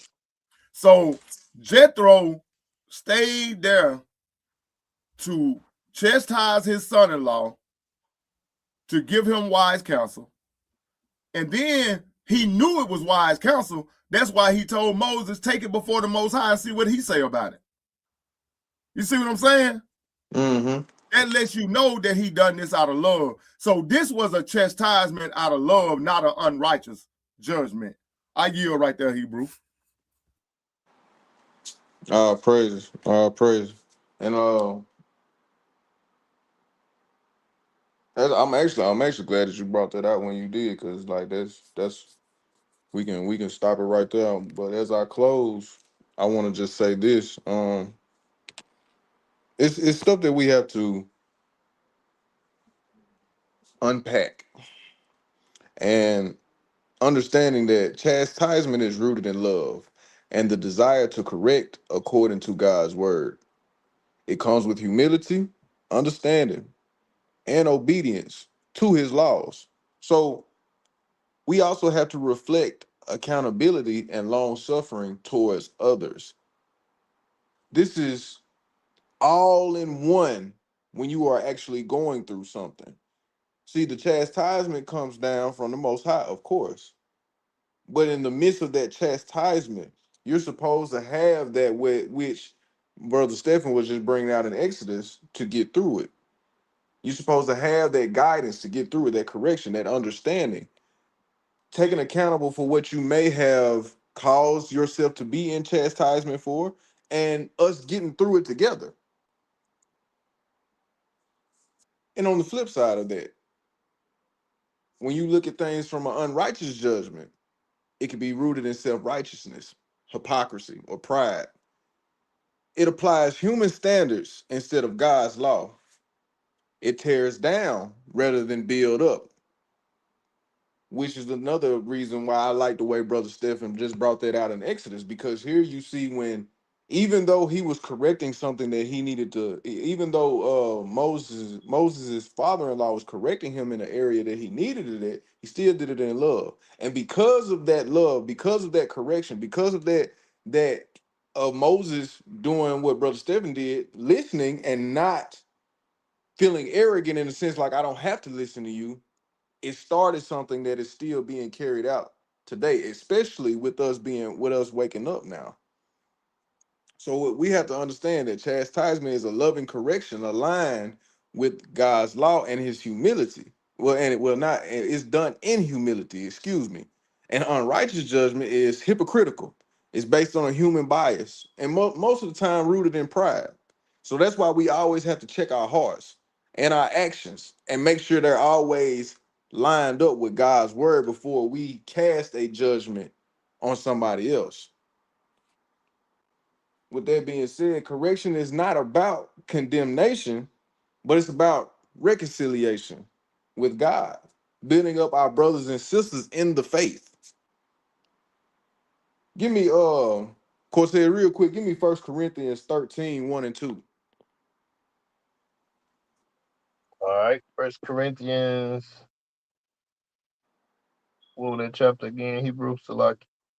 First Corinthians 13, 1 and 2. All right. And it reads, though I speak with the tongues of men and of angels and have not charity, I am become as sounding brass or a tinkling cymbal. And though I have the gift of prophecy and understand all mysteries and all knowledge, and though I have all faith, so that I could remove mountains and have not charity, I am nothing. Read it one more. Hold on. Let me make sure I wrote that down correctly. Hold on, brother. Hey, I like that. Hey, I like that. Because hey, Read it one. Read it one more time for me the if you don't greatest mind. the greatest uh uh fruits of the spirit is what? Charity. Yes, sir. Yes, sir. All right. Though I speak with tongues of men and of angels and have not charity, I am become as sounding brass or a tinkling cymbal. And I have the Yes, yes, gift of sir. prophecy and understand all mysteries and all knowledge. And though I have all faith, so that I could remove mountains and have not charity, I am nothing. So even though you have the gifts, you can break down scriptures, you can precept on precept, you can uh uh speak in Hebrew, you can do all these things, bro, and you can have the gift to move mountains, the faith to move mountains, Salaki. But if you ain't doing no charity and you ain't helping nobody, bro, just out of the abundance of your heart helping somebody, it says Mm-hmm. you are nothing. Even with all that you have, you still nothing. But go ahead. Read 3 and 4 with it. And Read though three and I four with it. bestow all my goods to feed the poor, and though I give my body to be burned and have not charity, it profits me nothing. Charity suffereth long and is kind. Charity envies not. Charity vaunteth not itself. It is not puffed up. So Keep on. correction. No, that's it. Okay. Go to Sirach. Go to Sirach 20 and 9. Correction absent of love is empty and it lacks effort. Mm-hmm. You gotta always keep that in mind. You said Sirach what, Hebrew? 20 and 9. All right, Sirach 20 and 9, and it reads, there is a sinner that has good success in evil things, and there is a gain that turneth to loss. My bad, to loss. Let me read it again. No, that's good. Okay, all right. Because as I close, brothers and sisters, righteous chastisement is essential for restoring the sinner and helping them grow in truth. However, unrighteous judgment rooted in hypocrisy or pride damages relationships, creates division, and contradicts God's commandments. So keep in mind that we're all going through some form of trial. We're all going through some form of tribulation. What's going to help us get to the next part we need to get to, according to where the Most High and Christ want us to be, is understanding that we have to do this together. There are certain parts that it's understood that we're not going to be able to do together because some of them you have to do on your own. But with that still being said, if Brother Stephen is going through something, as his brother, I need to stand by him and make sure that he's good spiritually, physically, so on and so forth. Same way with Brother Cortez, same way with Brother Yeti, same way with Brother Mikael, because that's what the scriptures require us to do. Mm-hmm. Yeah, Brother Stephen has said some stuff that hurt my feelings before, y'all, but I love him for it. What? You have. You didn't. You didn't correct me sometimes. You remember that time we was having that conversation and I was quiet for 30 minutes straight. I didn't say nothing. Don't act like you don't remember. I remember it clear as day. Clear as day. Hey, brother Stephen got on he got on me, y'all. I ain't gonna say what he said earlier, but he got on me, y'all. And for 30 minutes straight, I had to sit there, be quiet, and take it. I didn't like it. I didn't like it. I ain't gonna act like I did. I didn't like it, but I give all praise to the Most High for it because it made me better today. It made me I stronger like today. it. All praise. You wasn't even on the phone.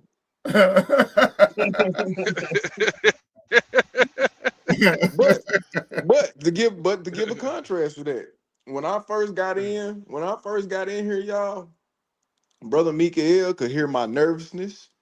He could hear all my mistakes. Brother Mikael called me one day and said, "Hey, calm down.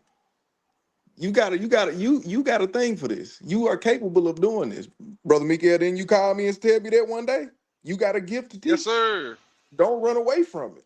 It may be rough now, but I promise you, you're gonna get better. And if you need any help with anything, let me know. All praise. But that gave me the motivation to keep going.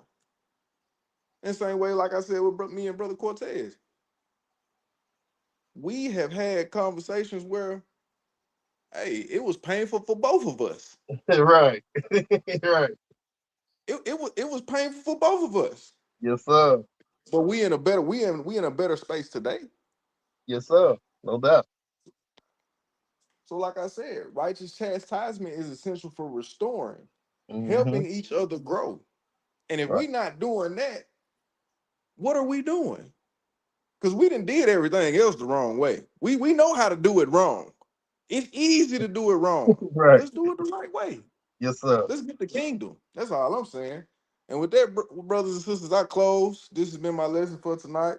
I hope somebody was able to glean something from it. Um, I just give praises to the Most High for this because I had a different direction that I wanted to go with tonight's lesson. Um, I was actually talking to my brother brother Dark about it. I think Tuesday, yeah, well not Tuesday, but Monday, we was talking about a whole nother lesson, and the Most High said, you need to put that lesson on hold and I need you to do this.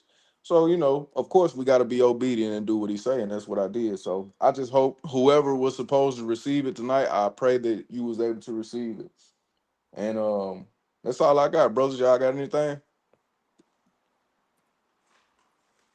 All praise to the Most High Hebrew, man. I give all praises, honor, and glory to the Most High and His Son Yahweh Shai, for giving you this lesson, Hebrew. I definitely pray that somebody was edified, and we always gonna glorify the Most High God in everything that we do. Great lesson, Hebrew. Great edification. It was delivered the right way. Yes, sir. So all praise to the Most High. All Oh, praise. pray. Y'all pray for brother Mikael family. Uh, these brothers be picking on me all the time, so y'all pray for me to be strong in the faith. Great lesson, KG. Who picked on Man, ain't no That's all I got. That's all I got. him? Hey, hey, hey, I just want to say all praise to the Most High, man, for your obedience, Hebrew, and for your growth, man. I just want to let you know I see your growth, bro, and you growing in this thing, and just stay 10 toes down, man, and trust him. Trust the process. You know what I'm saying? And just keep doing the will of the Father. And like I said, another great lesson in the books, man. All praises. Yes, sir. all praise, all praise. I appreciate that, brother. Brother Mikael, you too tired to be picked on, man. Yeah. Y'all pray for me, family. They be on me. Brother Stephen be on me. Cortez be on me. KG done picked up on Brother Stephen and Brother Cortez Man, ways. I be Y'all laughing. I pray don't be for us. saying nothing. Y'all pray for us. Family, he needs no sympathy at all from anybody. Don't fall for the shenanigans, because he does all the picking on. Mm-hmm. I mean, we got Wednesday night prayer. That's right. Prayer call at 8 o'clock. Wednesday night, tomorrow night. Friday night, we'll have Put Your Weight on It. Friday, Brother Eliyahu and Yeti will be bringing the Shabbat morning lesson at 11 a.m. Yes, sir. Yes, sir. I know the old brothers will bring some fire. They always do. Yes, sir. Then the following Shabbat, we will be meeting again in person for class.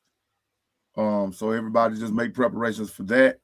We thank the Most High for his feast days, for the Passover and for the unleavened bread.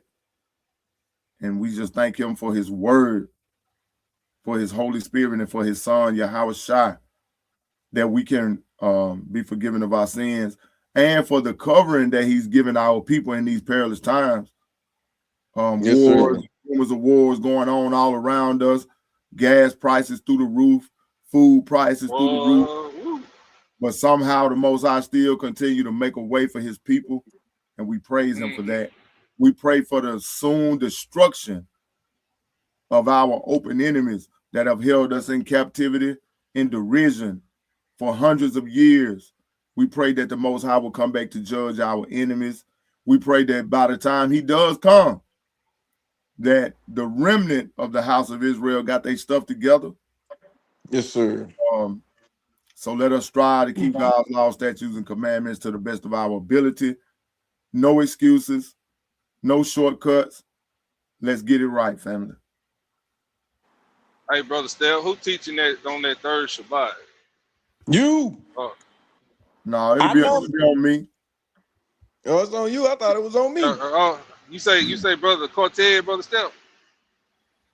Is it on you, KG? I thought it was on Brother Cortez. It might be on Brother KG. You know what? I know the greatest way to settle this. We should just play rock, paper, scissors, or everybody we just pick straws, and whoever get the shortest straw got to do it. Well, I know think that's a great idea. I talk. Well, you talk. I talk. Then Brother Mikael talk. So yeah, it's on you. It's on Cortez, right? It's on Brother KG. Yeah, it's on KG. Oh my. Oh, it's KG. Yep. All praise. Man, y'all sure y'all don't want to pick straws? So next Tuesday, Brother Mikael, you'll be taking KG place. You say Tuesday? Next Tuesday? Yes, sir. Okay, I got you. Yep. I got you, Hebrew. I gotta take care of that. Okay. Then I'll keep my Friday night, and then that next following, it'll be back on me. Mike, you can have my Friday night. KG can get his Tuesday night back. All right, I'll do that Friday 2 weeks from now. Yes, sir. I got you. All 3 weeks. 3 weeks. Yeah, 3 weeks. But all praise family. We appreciate y'all. If y'all brothers don't have anything else, I'm gonna take us up out of here. Man, take us away. Oh, we'll do shout out, Hebrew. Oh yeah, shout out. That's right. Yes, Sister Kid, we will still be on YouTube. The lesson will be it will be live. We just having, for those that want to come in and fellowship, we're having an in-person class. That's right. Every first and third, sis. Mm-hmm. Every first and third Shabbat. Right. That's right. And our next feast will be Pentecost. I gotta get that calendar uploaded to give y'all the feast day. But that's gonna be our next feast, family, going into these next 50 days. After this unleavened bread, you count 50 days from 50 days, and that should fall on Pentecost. So yeah, go ahead, bro. And another thing, put the cash app up there on the screen, brothers. For anybody that want to donate, For anybody that want to donate to help out the ministry, the Cash App is on the screen. # OOMMS. Order of Melchizedek, Mississippi. Anybody that want to help out, it'll be greatly appreciated. With us having this in-person class twice a month, it does cost us money. Us brothers most of the time pay for it out of our pocket, but you know we can use some help if y'all want to donate. Those of you that are able to donate, we understand that it's hard times. I'm not gonna lock the door and lock y'all in like Brother Mikael be doing. But I am. But you know, Lock brother, it, KG. it does take finances to operate a ministry, and anything that the Most High put on your heart to donate, it will be greatly appreciated. And yes, if you would like VIP parking along with VIP front row seats to the congregation, holla at your boy Deacon Finesse. I got you. For Deacon Finesse one time. just one time. All right, who's gonna do the shout out? I'll knock it out. All right. All right, I'm scrolling to the top. Let's see who we got. We got MC to the X Project was in the building. Shalom, shalom. We had Mother Mary in the building. Shalom, Mother Mary. Shalom. Mary in the building. Mother Mary, I got a proposition for y'all with y'all going. I'm gonna help y'all out. I done told KG he need to talk to you about it. I'm gonna make y'all life so much easier. If KG just make the proposition for your garden, you ain't got to worry about these critters. Just let Brother Stephen take care of it. Go ahead, Cortez. All right, we had TT Tannis Davis in the building. Shalom, Auntie. Tannis in the building. Shalom, shalom, All shalom. We had Kiafication in the building. Shalom, Kia. All the way out of Texas. All praises. We had our beloved brethren Willie Gardner in the building. Shalom, Hebrew. Shalom, brother. Shalom. All right. Willie. We had Sabrina Aquiana. Sabrina 3793. Shalom, shalom. I can't get that last part. All the way out of Manhattan, New York. New York? What? New York York. City. New York. He from New York City, boss. All right. Shalom, shalom, sis. We had our beloved Sister Jim in the building from Colorado. Oh my Sister gosh. Jim. Shalom, shalom. We had Sister Brenda Hill in the building. Shalom, Sister Brenda Hill. Auntie Brenda Hill in the building. Shalom, Auntie. And we had Brother Wody P. Shalom. Uncle Amnon was in the building. Uncle in the building. All right. Let's see who else we had in the building. All right. All things truth and honest was in the building. Shalom, shalom. Shalom. What was that, Hebrew? All things truth and honest. Hey, shalom. Yeah. Hey, that's a new listener. Glad to have you. Please keep coming back. Yeah, shalom, shalom. We also had our beloved brother Yeti was in the building and in the panel with us. Shalom, Yedadiah. Shalom, everybody. My bad. I got the little one. I'm giving him a bath. So all praise the Most High. Thank you for having me. Yes, sir. Yes, sir. Salute, Hebrew. All right. We had who else we have? Let's see. Sister Cindy. I'm going somewhere. Hey, we have brother Dark Black T was in the building. Shalom, shalom. Hebrew. Dark Black T. All right. Okay. Let's see. Are we getting now? I'm going somewhere. We had Sister Cindy Carr was in the building. Shalom, shalom, sis. Shalom. Sister Cindy done made it back to the States. Oh, praise it to the Most High. Hallelujah. Let's see who else. All right. Yeah. Okay. Hold on. I'm going, bro. I won't leave nobody out. All right. So that's everybody. All right. Shalom, shalom to those who gonna watch the rebroadcast.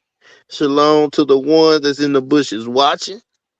And shalom to the ones, the naysayers. Shalom to you in the house. And as my Thank you. brother B. Lou would say, shalom to the brethren. Hey, And what up? And what he say, B? Hey, what else he say? And what up to everybody else? What up to everybody? Something he say. I'm about to get it down pack. Hey, don't forget. We are out. Don't forget the aliens and predators. Yeah, And this the has been aliens and the another predators. exciting Shalom to the aliens episode. and the Another predators. episode. Back to the basics Tuesday. Back to the basic Tuesday. From Mississippi mud. Truth don't die. It testify. We moving with order. Delta dirt, hang got root. Truth in the soil, fire in the truth. 2 below night, spirit don't sleep. Word still calling the lost sheep. Took our name, buried our sound. Truth stayed alive underground. We were scattered, now we aligned. Kingdom rise, awaken the mind. Stand up, this that order now. Woo. Stand up, we in order now. Woo. Truth too loud, can't ignore it now. Woo. Chosen rise, we restored it now. Yeah. Back to basic Tuesday. Oh yeah. Word go deep, no delay. Oh yeah. Wednesday prayer, tap and line. Woo. Seek the most, high on time. Woo. Get your way to Friday grind. Woo. Discipline, align your mind. Woo. Don't just hear, come learn the way. Shabba class.